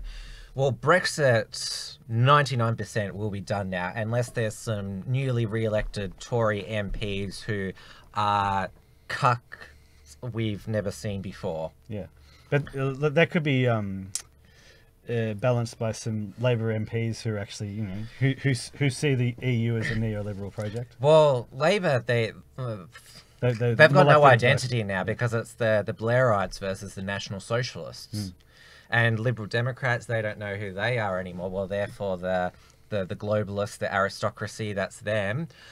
Scottish National Party, they'll be demanding a second referendum, which Boris Johnson should give to them, and he should just stay out of the debate, because if Johnson has any trouble getting Brexit done, allowing a referendum for independence for Scotland would be a stroke of genius, because that would actually increase the percentage of people in the rest of the United Kingdom who are actually in favour of Brexit. That's right. Like, you'd get rid of those 55 SMPs that are projected to be in the House of Commons. But it also means that, because the Brexit Party, they didn't win any seats, but Nigel Farage made the tactical decision that they wouldn't split the Tory vote.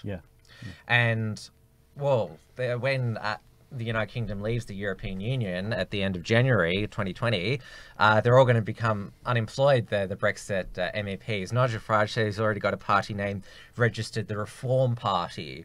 And his next thing is wants to abolish the House of Lords. Because, of course, they're unelected people. They normally just rubber stamp what the House of Commons passes, but if they want to, they can block what the people's representatives vote for. Well, I guess if you're going to get rid of the House of Lords, why not get rid of the House of Commons as well? Well, what's going to be left? A monarchy. Monarchy? Yeah.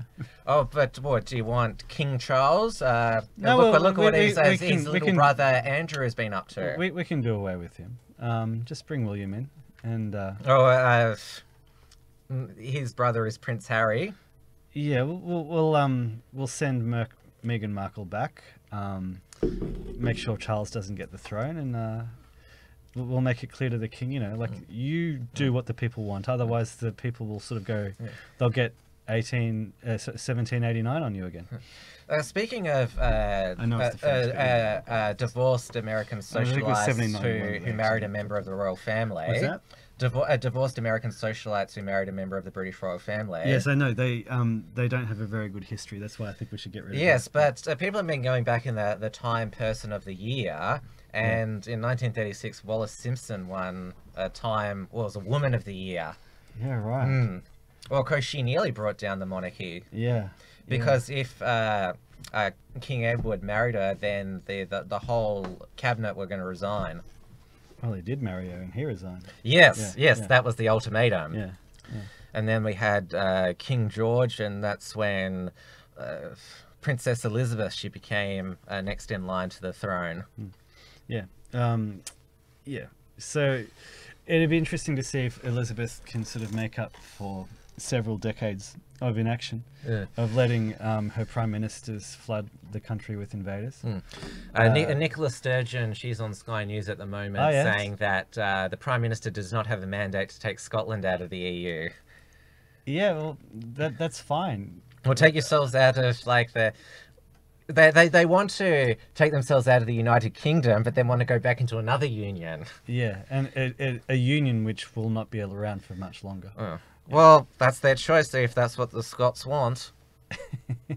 Yeah, well, I'm all in favour of letting countries find things out the hard way. It's why I've made the case that you actually shouldn't take refugees from socialist countries, because say like a country like Venezuela, like people are leaving Venezuela in droves now, but if those people voted for socialism, they should have to deal with the consequences. If they want to live in a free country, they should have to fight for it. Oh, did you know that Bougainville, they've voted for independence from Papua New Guinea? Really? And of course, if Bougainville was part of Papua New Guinea, then it was part of Australia once. So does Bougainville want to become part of Australia again? I see a bright future for Bougainville. Yeah, no. and it's obviously it's full of or what would you call Papuans? But yeah, it's not full of Bogans. If it was full of Bogans, they'd do all right. Yeah. I grew up out in the east of Melbourne. It's a good place. Good people. Bogan City. Yeah, Bogan. Yeah, that's it. There's this beautiful, great stretch because you go down just that last hill on I don't know, sort of like the equivalent of say not Blackburn Road, but a little further along, and you just go down this. There's just that big hill which just goes all the way down from north to south, and you just get this beautiful view of the whole valley between that last hill and the Dandenongs. And it used to be all farmland. It used to be all orchards, and it's still gorgeous. But it's a good place. It's where white people still live. So if you're thinking of white flighting, head down there. Well, as I spoke about with Blair on our 30th birthday episode, we both grew up around the Frankston area, and it's still a white area. Yeah. But as Blair accurately described, when it comes summertime, all the new arrivals come from Dandenong or Cranbourne to Frankston Beach. All the new Frankstonians, huh? Yeah. Yes. Well, it's the closest bayside area. Should encourage them to swim more. Well, don't they build swimming pools down out that way? I don't know. Yes, that wasn't very. That died. Sorry, Dave. Oh no, I knew exactly what I was doing. Oh, good to see Paul in the chat. Yes. Well, he's a Fat Pizza fan, so Bougainville. He mentions Bougainville. The Paulie Fennick, who makes Fat Pizza, he did the Bogan Hunters show, where he went around to find Australia's best bogan. Has everybody heard my my favorite Paul Fennick story? It's the one about when it was about 20 years ago. It was the Melbourne Short Film Festival. It was the I think maybe the Sydney Short Film Festival. Yeah, because he's based in Sydney. Yeah, and so I was with a whole bunch of lefty friends at the that open air theatre area in central Melbourne, the Sydney My Music Bowl. And a few of the short films were actually interesting, and then this absolutely awful one came on. It was about this young girl, would have been about 10, and she was really excited about setting off all these fireworks on New Year's Eve. And she had this brat of an older brother who was picking on her, and her older brother set off the fireworks early, and so she didn't want to look at the fireworks. And that was the film. It was an awful film, absolute dog of a film. But of course, every chick who was there, was going, oh, and so it was accredited to a female filmmaker, and so we got to the end of the night. The people who are giving out the awards, both females, they said, well, up until this year, all the winners of the Sydney Short Film Festival have been male. We felt it was time for a woman to win, so we've given it to this lady, the lady who apparently made that just dog of a short film. And so they announced her name, and guess who walks up the aisle? It's Paul Fennick. So he was ahead of his time. Yeah, and so Paul Fennick basically got up there and said, I kind of figured that the organisers would decide that it was time for a woman to win, so I put this film in under a fake name, and sure enough, I got it. And yeah, he trolled him, and all the lefties, all my lefty friends, they just didn't get it. They were all angry. The hosts didn't quite know what to do. It was just a beautiful moment. And yeah, he was ahead of his time. He saw it all coming. I'm getting dehydrated of actual fluid, so... Yeah, go ahead. This is a good type of fluid. Yes, Mark Sense and R-Line, that's exactly where I was going. Yeah, do we have any more questions? People can just put it in the chat if they want. Yeah, but we like Entropy because they stay there. Okay. Why don't we talk about, because we didn't talk about it last night on the Uncackables, but we might explore it now. the latest episode of Patriotic Review Weekly with Mark Collett. Yeah, tell me about that. Oh, so you didn't watch it, Maddie watched it. So he had this lady on called Secret Sources, who went through of all of Tommy Robinson's finances and business ventures, just sort of exploring. Is she that kind of sort of middle-aged lady? Yeah. Yeah, she's been doing some very good, like, short videos, hasn't she? Yes, because she was a Tommy follower for quite a while. Yes. And yeah, and she talks about all the 50 like large amounts of sort of like, £50,000, which is 100,000 Australian dollars. How it's got all these donations there, because he apparently crowdsourced donations for a documentary, The Rape of Britain, but he hasn't made it yet. Instead, he made Shalom. Yes, about a Jewish British man who went to France and then died of a heart attack. Okay. And he was Tommy Robinson's friend. Okay.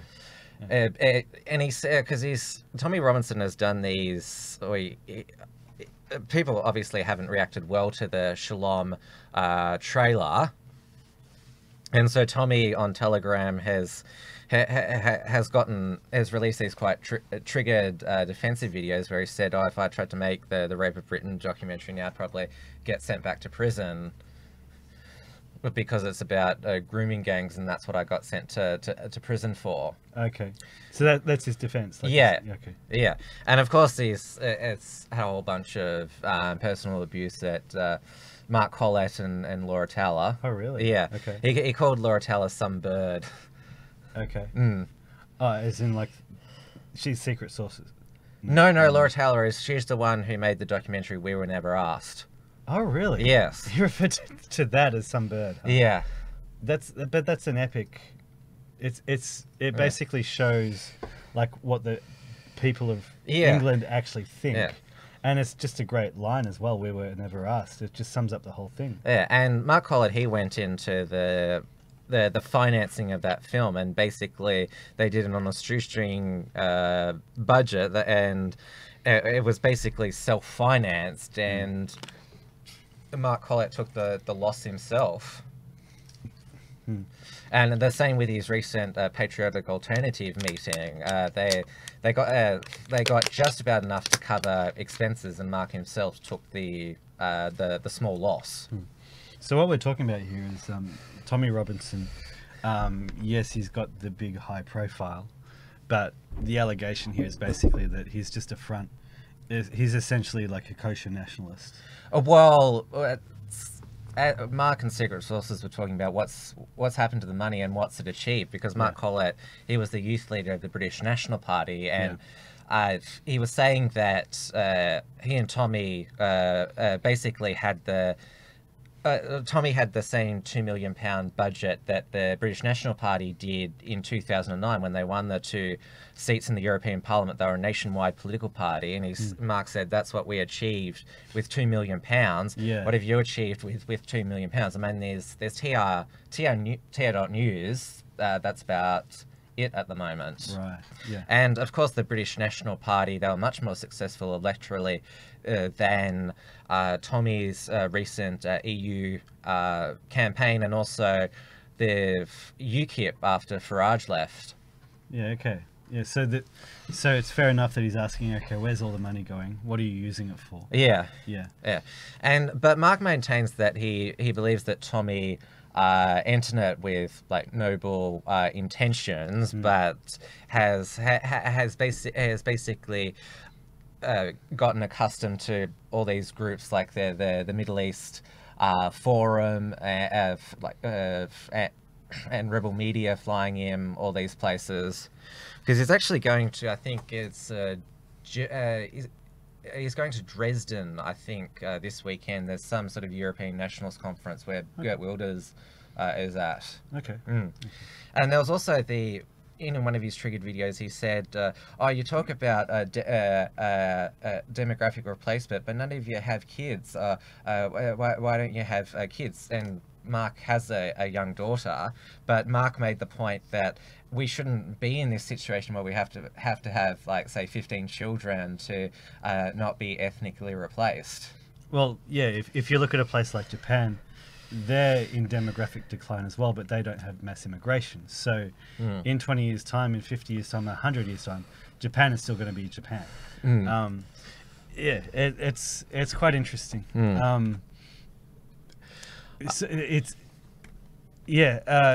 I started off with XYZ as well, I had no idea that there were so many different groups who would basically latch on to a new organization that was putting ideas out there. And it took quite some time to get a lay of the land, to understand who was genuine, who was on my side, who was on our side, and who was basically trying to push things so that you would actually just either not cross certain lines or just push their agenda.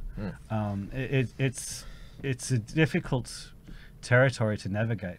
And yeah, whenever I see Tommy Robinson, I hear him talk, I see what he says, I see what he's about. I don't see somebody who comes across as slimy at all.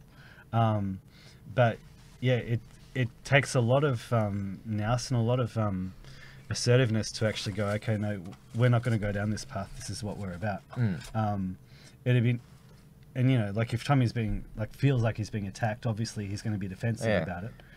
You know, he's served prison time, so of course he's not going to appreciate being called a fake nationalist. But you've got to recognise who you're working with as well. Well, look at the people who have previously around him. Lawrence Southern is now retired, and then of course Kaylin Robertson and George Llewellyn John Milo in one of his last posts for Dangerous.com basically said that they had misappropriated Tommy's money or were secretly communicating with leftist groups, and now Kaylin and George, now they're with left-wing groups saying like, oh, how sorry we were sucked in and blah blah blah, which, well, it shows sort of how easily swayed they are. Yeah, it's really hard just to navigate. There's a bit of a cesspit, unfortunately. Yeah. But Mark, as I've talked about many times, he's been around in the public eye since 2002, but he stayed the same. Yeah, he's solid. Yeah. Well, and that's what you look for. You look at the people who have been saying the same things for a long time and don't cuck. Specifically on things like Israel. Dave, you really need to, I'll move further away in case you don't want to be too close to me. I don't want to catch the cooties.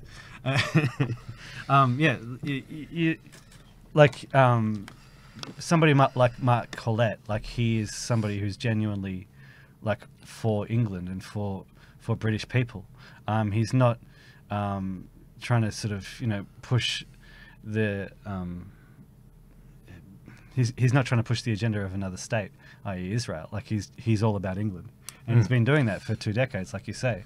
Those are the people you look for. You look for... You judge a tree by its fruits. Yeah.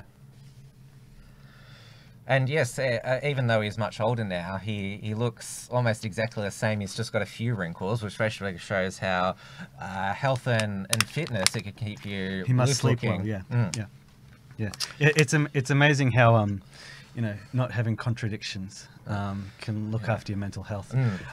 So on Sky News, they're showing footage of a car driving through what I assume is London at night. So that must be footage of Boris Johnson's motorcade making his way to, say, number 10 Downing Street to making an announcement saying, yeah, I win. That would be my assumption. Yeah. Yeah. So we'll bring that if he does say anything. Yeah. It's there's flashing blue lights. Oh, here we go. Prime Minister Boris Johnson arriving in central London. Yeah. It's almost all over, people. Yeah. So we've got Maddie joining us later. We might have a few other Australian alt media people. Oh, beautiful. Maybe Maddie can take over from me. Yeah, well, I've had it as well. Yeah, I'm in food coma still. Even though it's only just 3:15 p.m. Melbourne time. I think we've been doing pretty well. Yeah. I mean, we did the show last night. We held up pretty well on election night. Well, apart from Maddie, he nearly knocked over the desk. That was Maddie's greatest moment. And this was when the table was a bit unstable, but it's now firmly to the base. Okay, so you've Medi-proofed it. Medi-proofed it. Yes, exactly. Yeah. We got some extra glue. So I'll just put the entropy link in again. Though we'll have a look through the comments, see if there's any gems there, because everyone just seems to be more interested in the commenting on YouTube. And we've still got, was it Bill Clinton in D-Live? Does he think that D stands for death? What have we got, people? Mark's book is better than Tommy's. Yes, Mark's book is The Fall of Western Man. Tommy's got 2 books, Muhammad's Quran and Enemy of the State. Yeah, okay.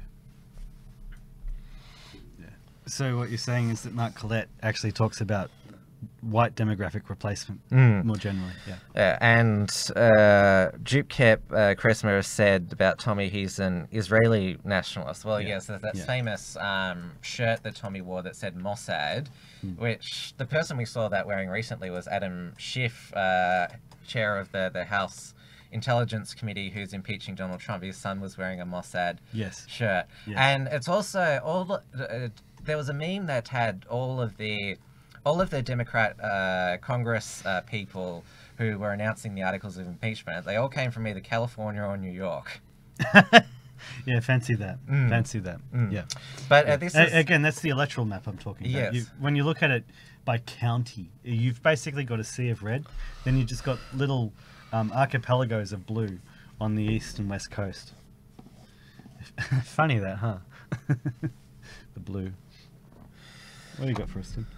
Oh, well, I was going on to, because that's another thing that Mark is triggering Tommy about, the fact, because Mark has accused Tommy of not going in hard against Epstein and Prince Andrew and the British part of the Epstein Ghislaine Maxwell pedophile ring, because Ghislaine Maxwell, she's a British citizen, and he's the one that went after the Muslim grooming gangs. And so Mark has said, do you not pursue pedophiles if they're from one particular tribe? Yeah, right. Okay. Yeah, so what we're seeing here is an attempt to retake the nationalism back. What numbers are we seeing? 260? Yes, I'll do a... it's nearly 100 difference. It's massive. I'll refresh here. Absolutely massive. 249 for the Conservatives, plus 34, 167 for Labor, minus 46, SNP 41, plus 12, Liberal Democrats 7, DUP still on 5, others 12, plus 2. And Sky News, yeah, they're much more bullish about this. They've got 262 for the Conservatives and 170 for the Labor Party.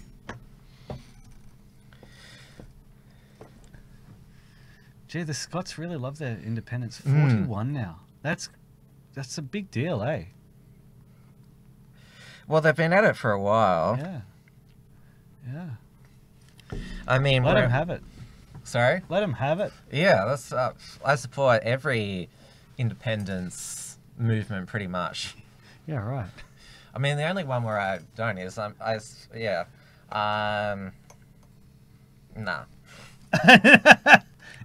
Let's hear it, Tim. Whose independence don't you support? I'll leave it. Okay. Another time. But yes, if anyone's got any...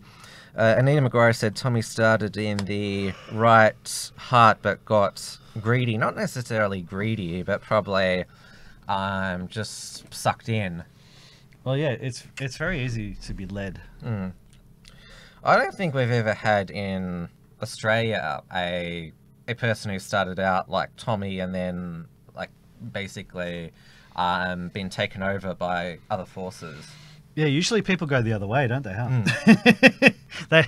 They all love you until you sort of figure out, hang on, what's going on here? How long have we been going for now? It's I think 2.5 hours. Yeah. Started streaming still got. What are our thoughts on the cash ban, Tim?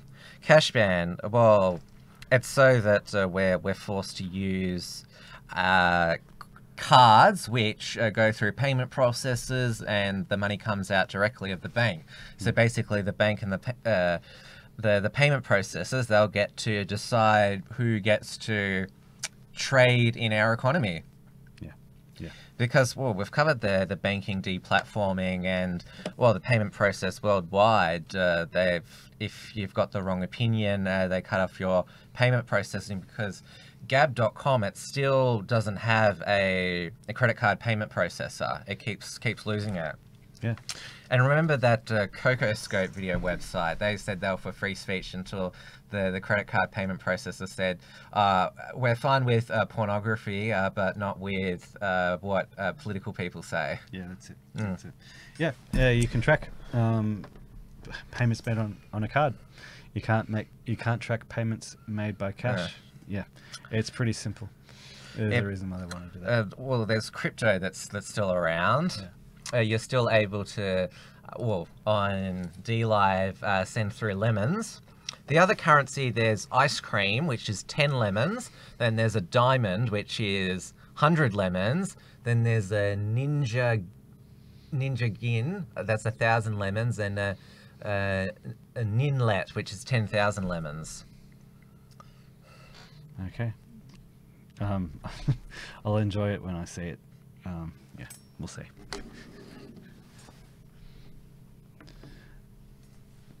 Yeah, it's good to see how bullish Sky News are. 268, they're suggesting.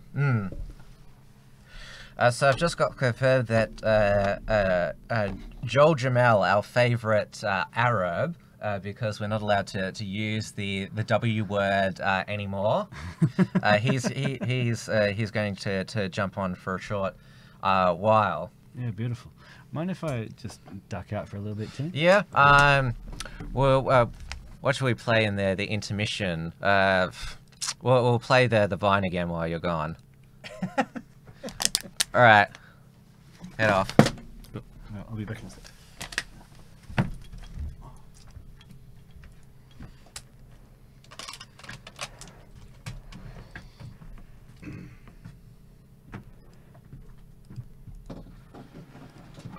Be a joke. I cannot believe this is happening. I'm literally about to fucking kill myself, and I'm not kidding. You better fucking fix this shit right now. I literally am gonna die. I need an ambulance. I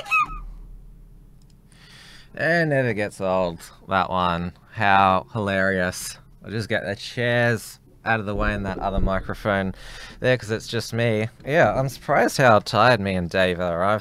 I've almost had it as well. Maddie said he's not going to be here for another hour or so. We do know the results, so I'll just give you another update from the BBC.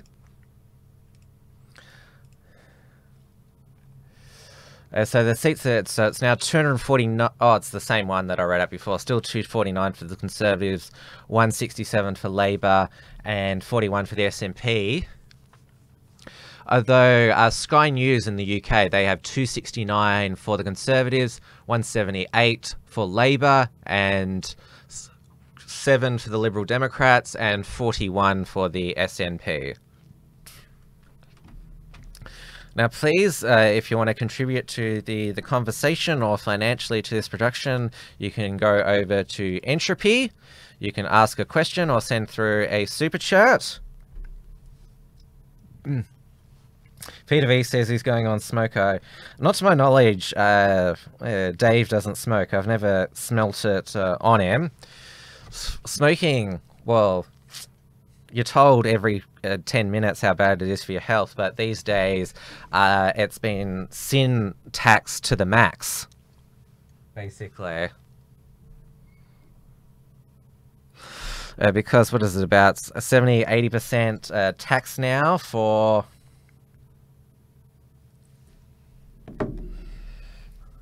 I'm just seeing when Joel is coming through. Because he does have the... I'll give him a call.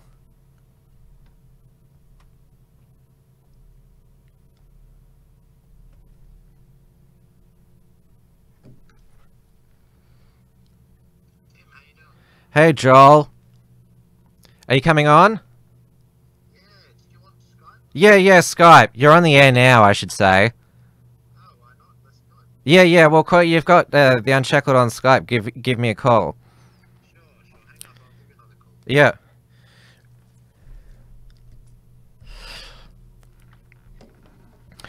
Which also means Jeremy Corbyn, we won't have him as Prime Minister. We also won't have Diane Abbott as Home Secretary. I'm not sure if all of our audience are aware of who Diane Abbott is, but she's even dumber than Jeremy Corbyn.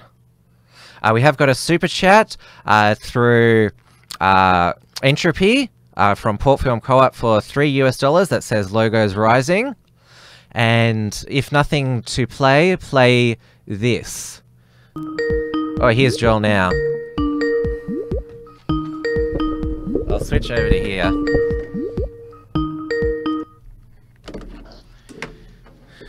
Hello, Joel.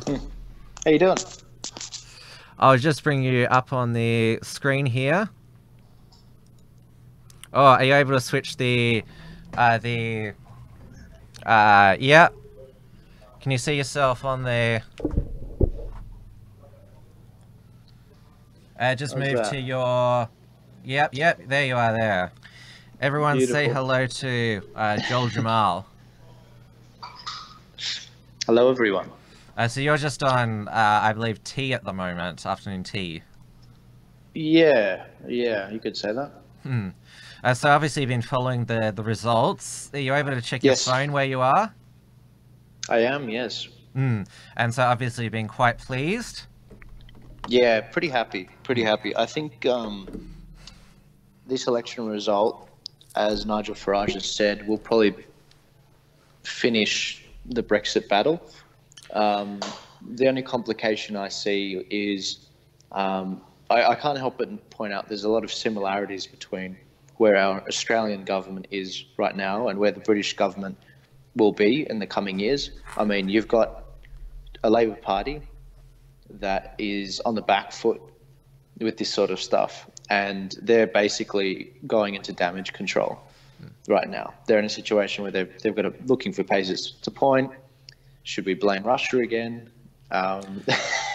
Peter, well, they did. Apparently, the report on Russian interference in the United Kingdom was not released in time for the election. So yes, there is a Russian connection.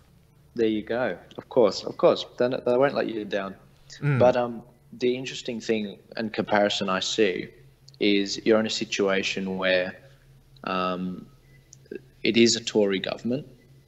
They did just have a very unliked Prime Minister, being Theresa May, just as we just had Bill Shorten.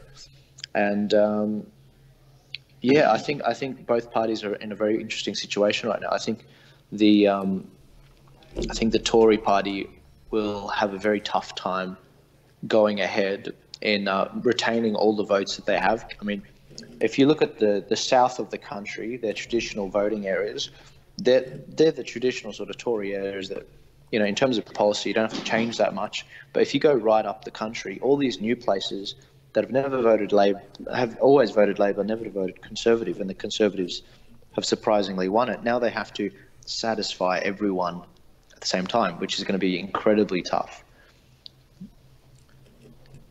So they don't have to go to the polls because Boris Johnson has got a thumping majority now. Britain has a maximum parliamentary term of 5 years, so he doesn't have to go until December 2024. He'll probably go around, I'd say, May 2024 because, well, they don't want another winter election because everyone grumbled when it was called a winter election. That hasn't happened since, since last century. Yeah. Well, I mean, I can't see it happening either. I think they'll try and use this mandate for a long time because it was the first time since the election, the referendum, which was a clear decision from the public that they didn't want what Brexit had to offer from either parties. It was basically, we want to leave, and it was clear. You can't really mince your words as much as the media tries to play it. Now, don't be deceived for a second. Don't be deceived.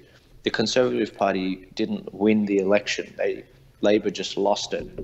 The voting data that's coming out is that the Labor Party, Labor voters, traditional Labor voters, have either not turned out, or they've voted for parties like the Brexit Party, or they've voted Conservative. They've voted Labor their whole life, and now they've voted Conservative.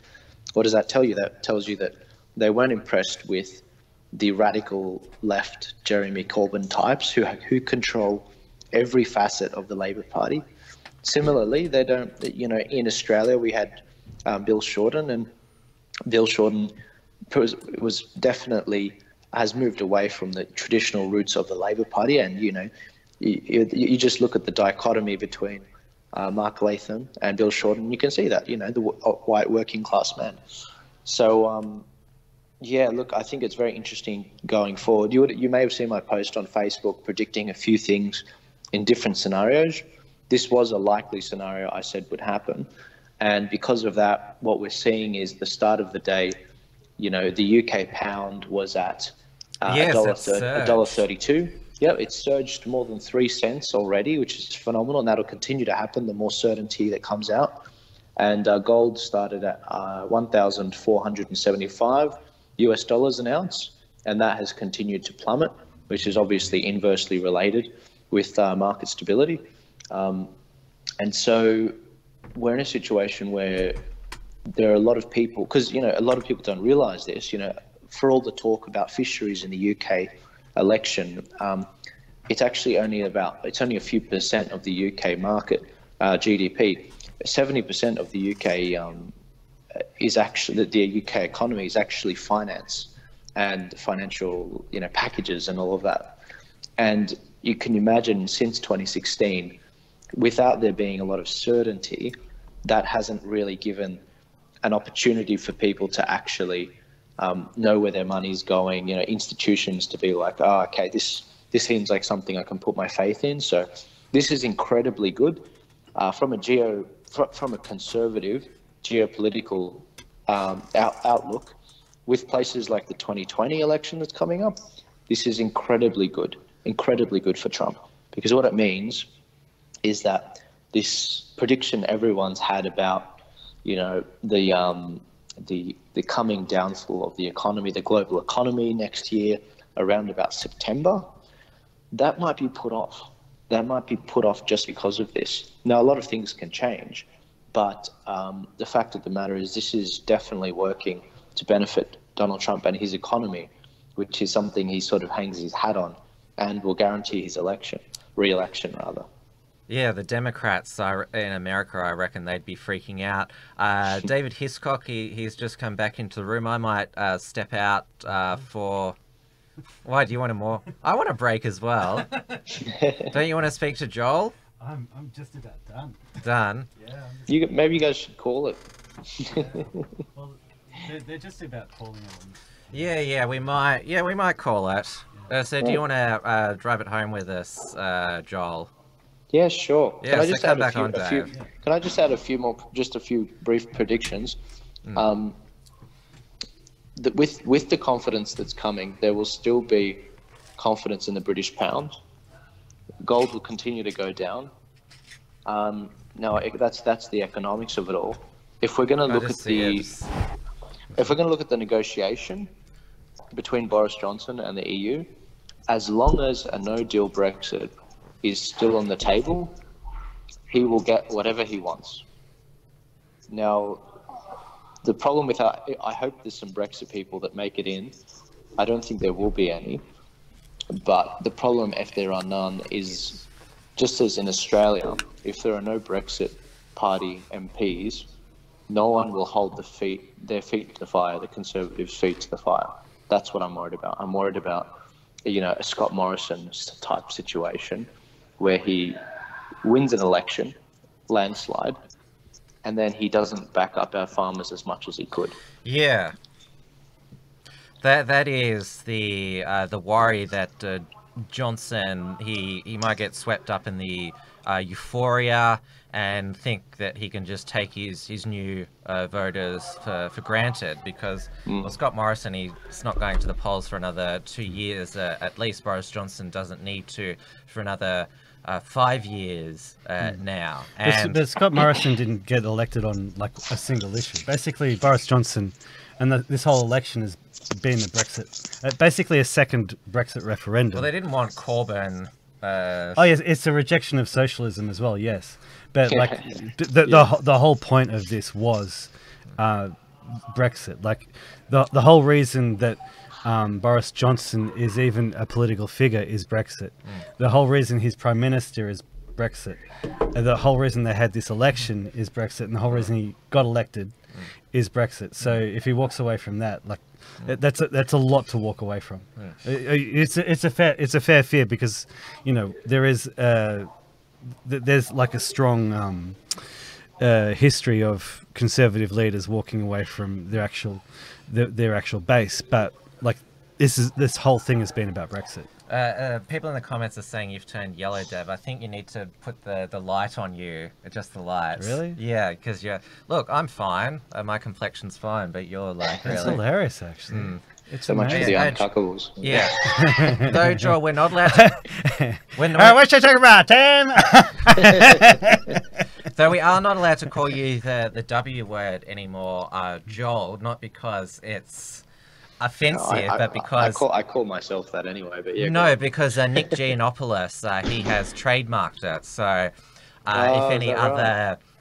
A commentator or entertainer uses it, he can put a claim in on them. So I guess we'll just have to call you an Arab. Depends if you're making money on it, I guess. Can you lay claim to our super chats? Yeah. So what do you guys predict going forward with the country? How do you view this Conservative win? I mean, 80 seats is a pretty big majority. It was 20 seats before, and they were barely scraping through. But I mean, if the prediction's right, the exit polls are right, 80 seats, so a lot. Yeah, it will be that margin there. I'll just refresh the results. So yeah, like in terms it's way updated now on the BBC. It's 288 for the Conservatives. That's plus 40. Labour 188 minus 52, both on 88 figures. So yeah, like you're asking about like where do you see England going? Where do we see Great Britain? 43 on. Hey, let me finish. 43 for the SNP. But you're not answering plus the question. 12. DUP 6 minus 2. Others 13 plus 2. Okay, so yeah, what we're seeing in England, in Great Britain, is a reflection of what we're seeing across the West. This isn't a left-right victory. Like, yes, it's a rejection of socialism, but as you were talking about, I think before, like, you've got a lot of people who've been voting Labour all their life, but they're voting for the Tories because they want Brexit. The new political divide across the West is nationalism versus globalism, and so we're going to see. We're going to see that divide become greater and greater. We're going to see political parties either adjust to reflect the new divide, or they're going to break up and new ones are going to come along. And we're going to see greater instability. I think ultimately we're going to see greater instability across the West. What we are experiencing at the moment is just a sort of artificial in-between moment. We've gone from a period where we had stability and we had homogeneity, and at the moment we've got multiple groups basically vying for political power, and eventually there's going to be some conflict over that, and once the dust settles there'll be a new there'll either be like the old order will be restored, or there'll be some kind of new order. But at the moment I think we're in an artificial peace. And I think we're headed for some period of conflict. So Sky News they've got the camera outside number 10 now, so we might stay on. Was that? I've got to go. Oh, hang on. I'll go. Oh, we lost you. Lost your camera, Joel. You're still there though. Yep. Hang on a sec.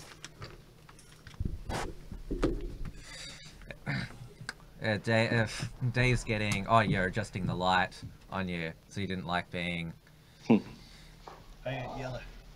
You're looking not as white today, Joel, and you've got a bit Yeah, of. I think it's because of the fluff poor on lighting your. You've got fluff on your face poor as quality well. camera as well. I So- mean, I'm so you don't using look the like, flip camera and it's no, you still magnified on your look- end. You still look. Yeah, what are you going to do? Look tanned. That's what it is. Oh, that's a Yeah, shame. I look yeah. tanned. I'm a bronzed Aussie. Yeah. Maybe not appropriate for this show. It's not about skin color, it's about blood. Yeah. Yeah. So, since we've got you here, Joel, what have you been up to in terms of or activism or commentary? I have seen that there's been mass sackings and resignations from the Christian Democratic Party, and so you and Samrat have basically been like, "Told you so," and Yeah, just I mean, gone just out. speak into the mic, Tim, just for your viewers. I think it's a bit low. Is it? Yeah. I just want to make sure everyone hears what you're talking about. Yeah. Oh, you heard what I'm talking about. Yeah, look, there's been a bunch of things happening. I mean, with the Christian Democrat Party, I'm incredibly happy with how it finished. We're in a situation where in June, Samrat and I raised questions about corruption in the party, and now it's in a situation where that's tied off, and I've made peace with Fred. He sees what we were actually trying to do from the start, even though the media tried to pit us against each other, fake media, enemy of the people.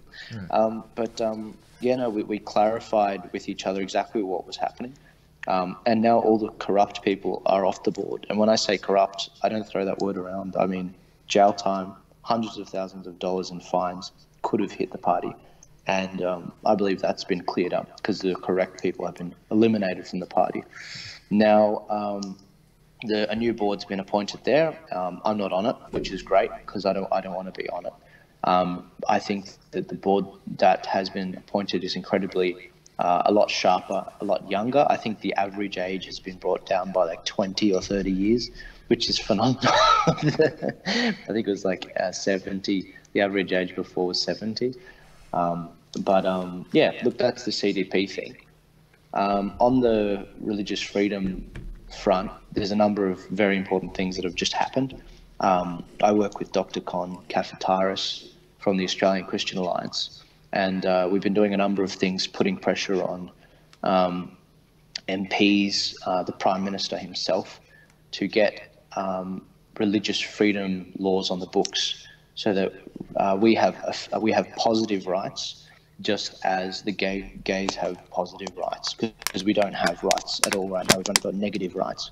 And in a legal battle, I'm sure you guys know this, but in a legal battle, affirmative rights, which is what the gays currently have, will always trump our negative rights in religious institutions. So we're trying to get ourselves positive rights. Now, we built a coalition, well, mainly Con, he's been spearheading this under the Australian Christian Alliance. He's built a coalition of Muslims, Christians, Jews, Hindus, Sikhs, or Scientologists. There's a whole bunch of them. And basically, the government doesn't know what to do with it. They don't know what to do with it because you can't call us racist because half of us are ethnics that look like me. And we're basically, they could easily throw you guys under the bus, say you guys are just white supremacists that are doing this and that. But they can't throw us under the bus because we're Syrians, we're Italians, Greeks, Egyptians, Muslims. They don't know what to do with it. And as a result, they were hoping to get the religious freedom bill passed this year.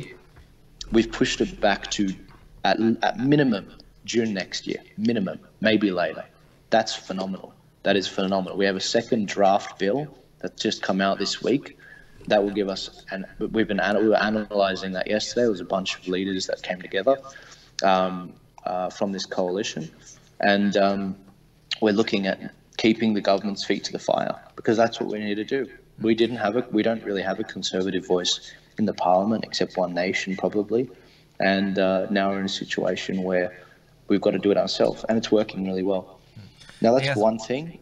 Sorry, yeah. Yeah, I remember Carl Sandilands. He was quite terrified by your fellow Lebs outside Kiss FM after he said the Virgin Mary got knocked up behind the camel sheds, and if you believe Immaculate Conception, you're as dumb as dog shit. Kyle Sandilands, well, he fled overseas and then apologised. Well, I mean, I think he said chock-a-block, so Mary got chock-a-block, which is utterly disgusting. But with that said, my libertarian streak comes out. I believe he has the right to say that. Absolutely. See, if he the does. moment He does have free speech, but it showed that. Yeah. Well, he wasn't silenced. He just saw that there was a lot of people who were offended and apologised. Yeah, I mean, it's within his right to say it. It's within his right to apologise. But at the end of the day, we've got to be very careful about what we ask for. I'm sure I had relatives out there protesting him, but what they don't realise is that if you look across the pond, the UK, you can see that there are hate speech laws in the books. 3,000 people a year get arrested in the UK for what they write online. 3,000. That's a lot of people. That's a lot of people. I mean, those police officers should be doing better policing on the streets rather than online. Well, they've still got... in London, that city is basically a shithole. They've got acid attacks, knife attacks, and then of course there's still all the rapes of women and children, and yet the police are busting people's doors open, arresting mothers for misgendering, and what on Sky News they're talking about sexist air conditioning. It's disgusting. Oh, is that the one where, because the male's body temperature is like lower? And, yeah, so females don't like it how low we set this temperature. Yeah, it's very, very funny. They're always freezing when you put the aircon on. It's hilarious. Yeah. But yes, we don't want to go down the UK path where you're prosecuting fake crimes, not actual crimes which violate the person. And I mean, it forms two forms of laws. You end up with a situation where you have rules for Muslims, rules for everyone else. We don't want that. We want equality amongst the law. Equality. That means for equality of the sexes, equality for the genders, for everything, ethnicity. Now, on another topic, yesterday I was chatting with Bettina Rudd. She's got a number of plans for next year with the fake rape crisis that's happening on UTS campuses. I think early next year she's planning on spearheading the universities, figuring out how far they're up to in getting these kangaroo courts up and going, and we're just fighting back. Just conservatives are finally getting their crap together, and but there's a bunch of things that are going on. And on another topic, there's the YouTube censorship. You know, we've got 2.5 million. You guys would know this. You've got 2.5 million channels. Sorry, 2.5 million subscribers from about 13 channels, Australian channels, being silenced. You know, I was just contacted by one of John Anderson's team today, and they're saying the same thing. They do an interview with someone the first time, let's say Jonathan Haidt, and then they do a year later another interview with Jonathan Haidt when their channel's a lot bigger, and the reach in the first 5 days is terrible. Yeah. And we know why it is. But I'm sure you guys saw this too. To fill in the rest of the information, John Anderson is not some edgelord who does YouTube videos. He's a former Deputy Prime Minister of Australia in the Howard government. His conversation with John Anderson series, he wants to have thought-provoking, honest conversations and debates. It's aimed as an intellectual show, but for the other side, you sort of call it part of the intellectual dark web. But yeah, the fact that they're even going after somebody who was acting Prime Minister 15 years ago, that's during 9/11 he was acting Prime Minister. Yeah, look, it's a battle that has to be fought. I believe next year it's going to be massive, not only in the US but Australia. I say the US because the censorship that's been happening in the lead up to 2020 has been phenomenal, absolutely phenomenal. I mean, when Stephen Crowder uncovered the fact that if you search your YouTube, if you search for a conservative YouTube page in your country, you will find it on like the 3rd page or something. Yeah, it's impossible. You basically got to send through a link. But what you do is, he said, if you put it into a VPN where it hides your location, and you can say you're in the UK and you search for Stephen Crowder's, it'll be the first one, as it should be. That's phenomenal. Like, what's going on, guys? It's going to be a big thing, but the best thing I can, if you want to fight this, educate yourself on this stuff. Watch Stephen Crowder. Watch Tim Pool. He's a centrist, but he's good if you want to stay honest. And yeah, but look, if anyone has contacts in analyzing YouTube analytics, please let me know, because I don't have the time nor the skill to dissect YouTube analytics, and I have lots of people asking me to do it for them. So, including John Anderson's people, but I'll leave that with you guys. I'll just give an update on the results. The Conservatives, they're almost at the magical 326 seats. The current declarations are 313 for the Conservatives, 193 for Labor, so they've actually gone 2 above what the exit poll suggested. But if under 2, if they end up under 200, then that's still a very big psychological defeat. The Liberal Democrats have got 8, and the SNP have got 44, with others 20. So it's nearly.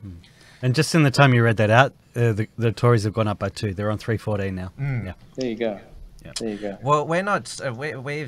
We were aware that these new YouTube terms of service were coming in December 10th. So we're not just streaming to YouTube now. We're also set up a stream on DLive. Have you heard about that?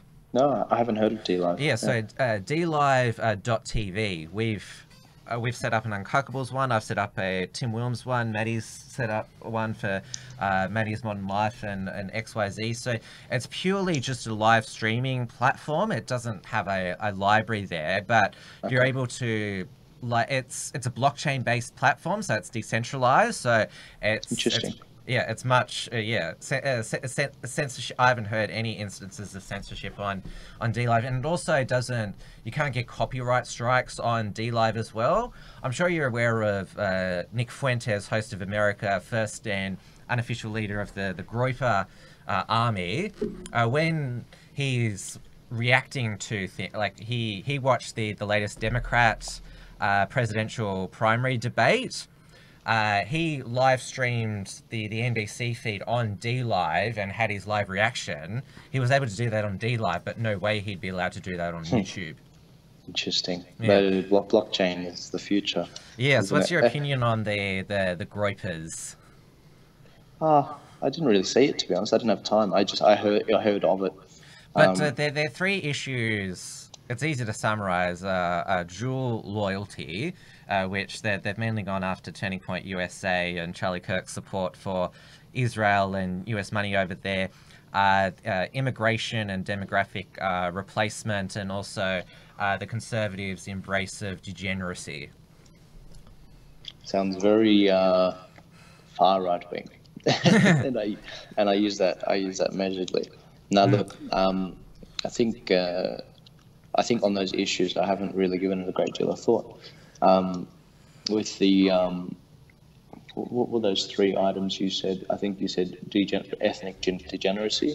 No, I said mass legal immigration, because it leads to demographic replacement and the changing of the electoral map. It's something that's very unique to the United States, in the fact that a lot of traditionally red states like California and now Virginia have turned blue because of demographic change. It obviously hasn't affected the UK election result, and it hasn't affected the Australian federal election result, but it is the growing minorities in the United States, they're pretty rock solid behind the Democratic Party. I think it's affecting Texas as well. I mean, yes. Beto O'Rourke nearly won the 2018 Senate election. Yeah, against the second Republican nominee, the Senator Ted Cruz. A lot of the people are coming obviously from Mexico, but are mostly from California because they're fleeing such a terrible socialist state. They're fleeing to the the racists in Texas, and I'm joking when I say that, but they always complain about Republican states because that they're so bad and this and that, and yet again you see all these people fleeing these blue states and going for the these safe havens. I mean, I follow the governor of Texas on I think it's Instagram, and 320 for the Conservatives now. Wow, that's pretty high. But this governor, he always signs stuff and films it. So there was one where he said, "No more red light cameras," and I was just like, "That is freaking awesome."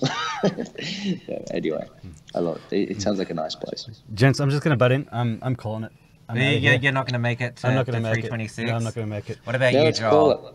No, let's call it. Yeah, let's call it. Well, I think we're pretty certain now that it's going to be a Conservative, very large majority government. Thank you to everyone who watched in the middle of the day Australian time on YouTube.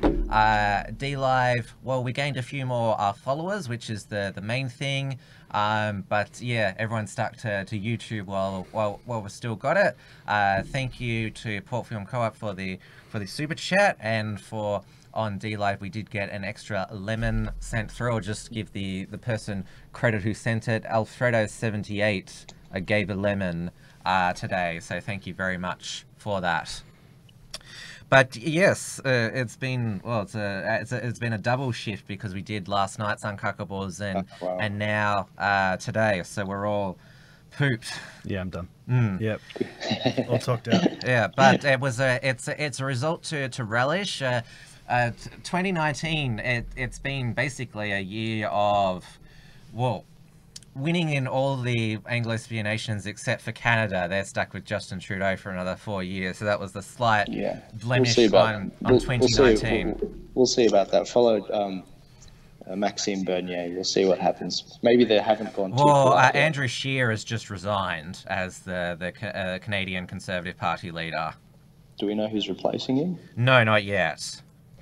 Yeah, Maxime Bernier has said he's not going to join the Conservative Party again because I'm paraphrasing, but they're a bunch of cucks.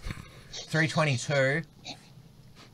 Yeah, you can't hold it in, Dave. No, I can't hold it in. You guys can keep going a little bit longer if you want. Well, see you, Dave. You got 4 seats to go. I'll get back. We'll say goodbye to the viewers, Dave, and the reminders as well. Bye all. Yeah.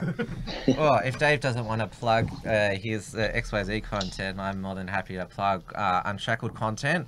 I should hold up by the end of the day, Wilmsfront, 7 PM Melbourne time on the Tim Wilms YouTube channel and DLive channel.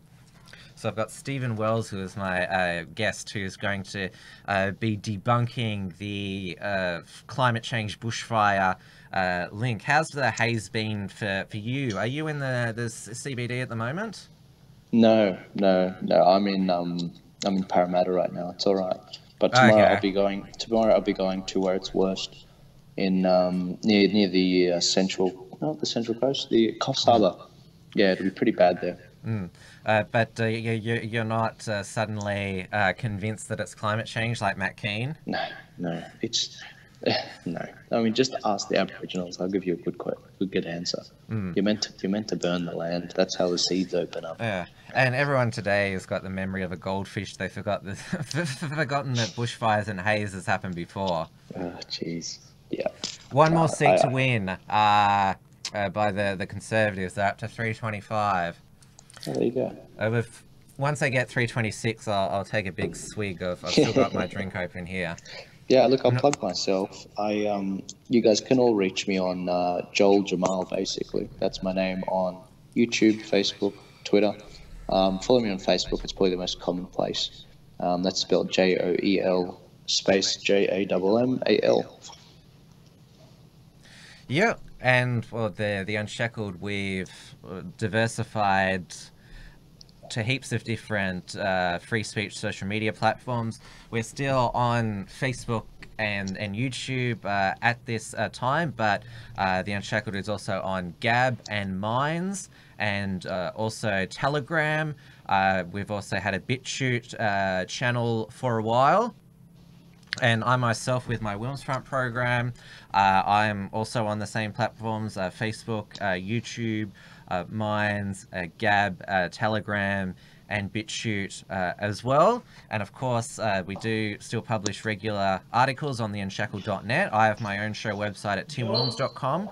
My colleague, Steel Archer, he has his report from Richard Wollstonecroft, who was here earlier, has his report from Tiger Mountain show on the Unshackled main channel. Steel Archer has his Detonation program on his channel, and that can also be reached at steelarcher.com.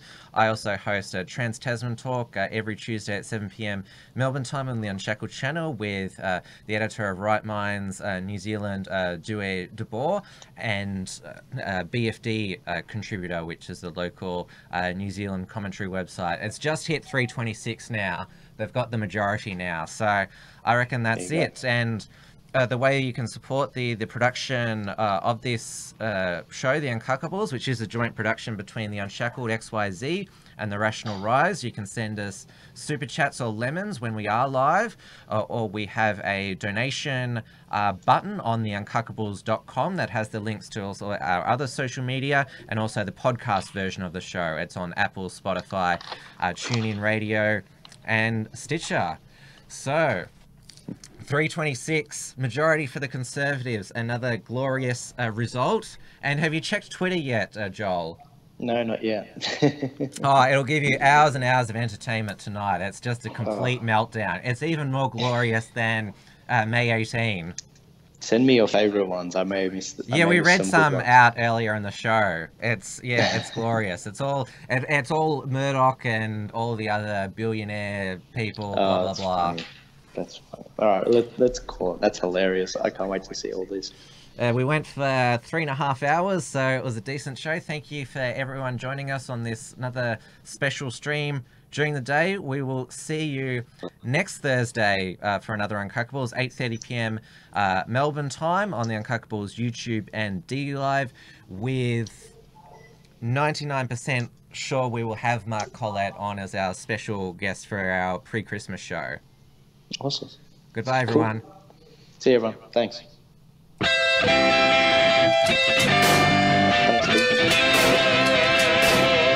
Uncockables.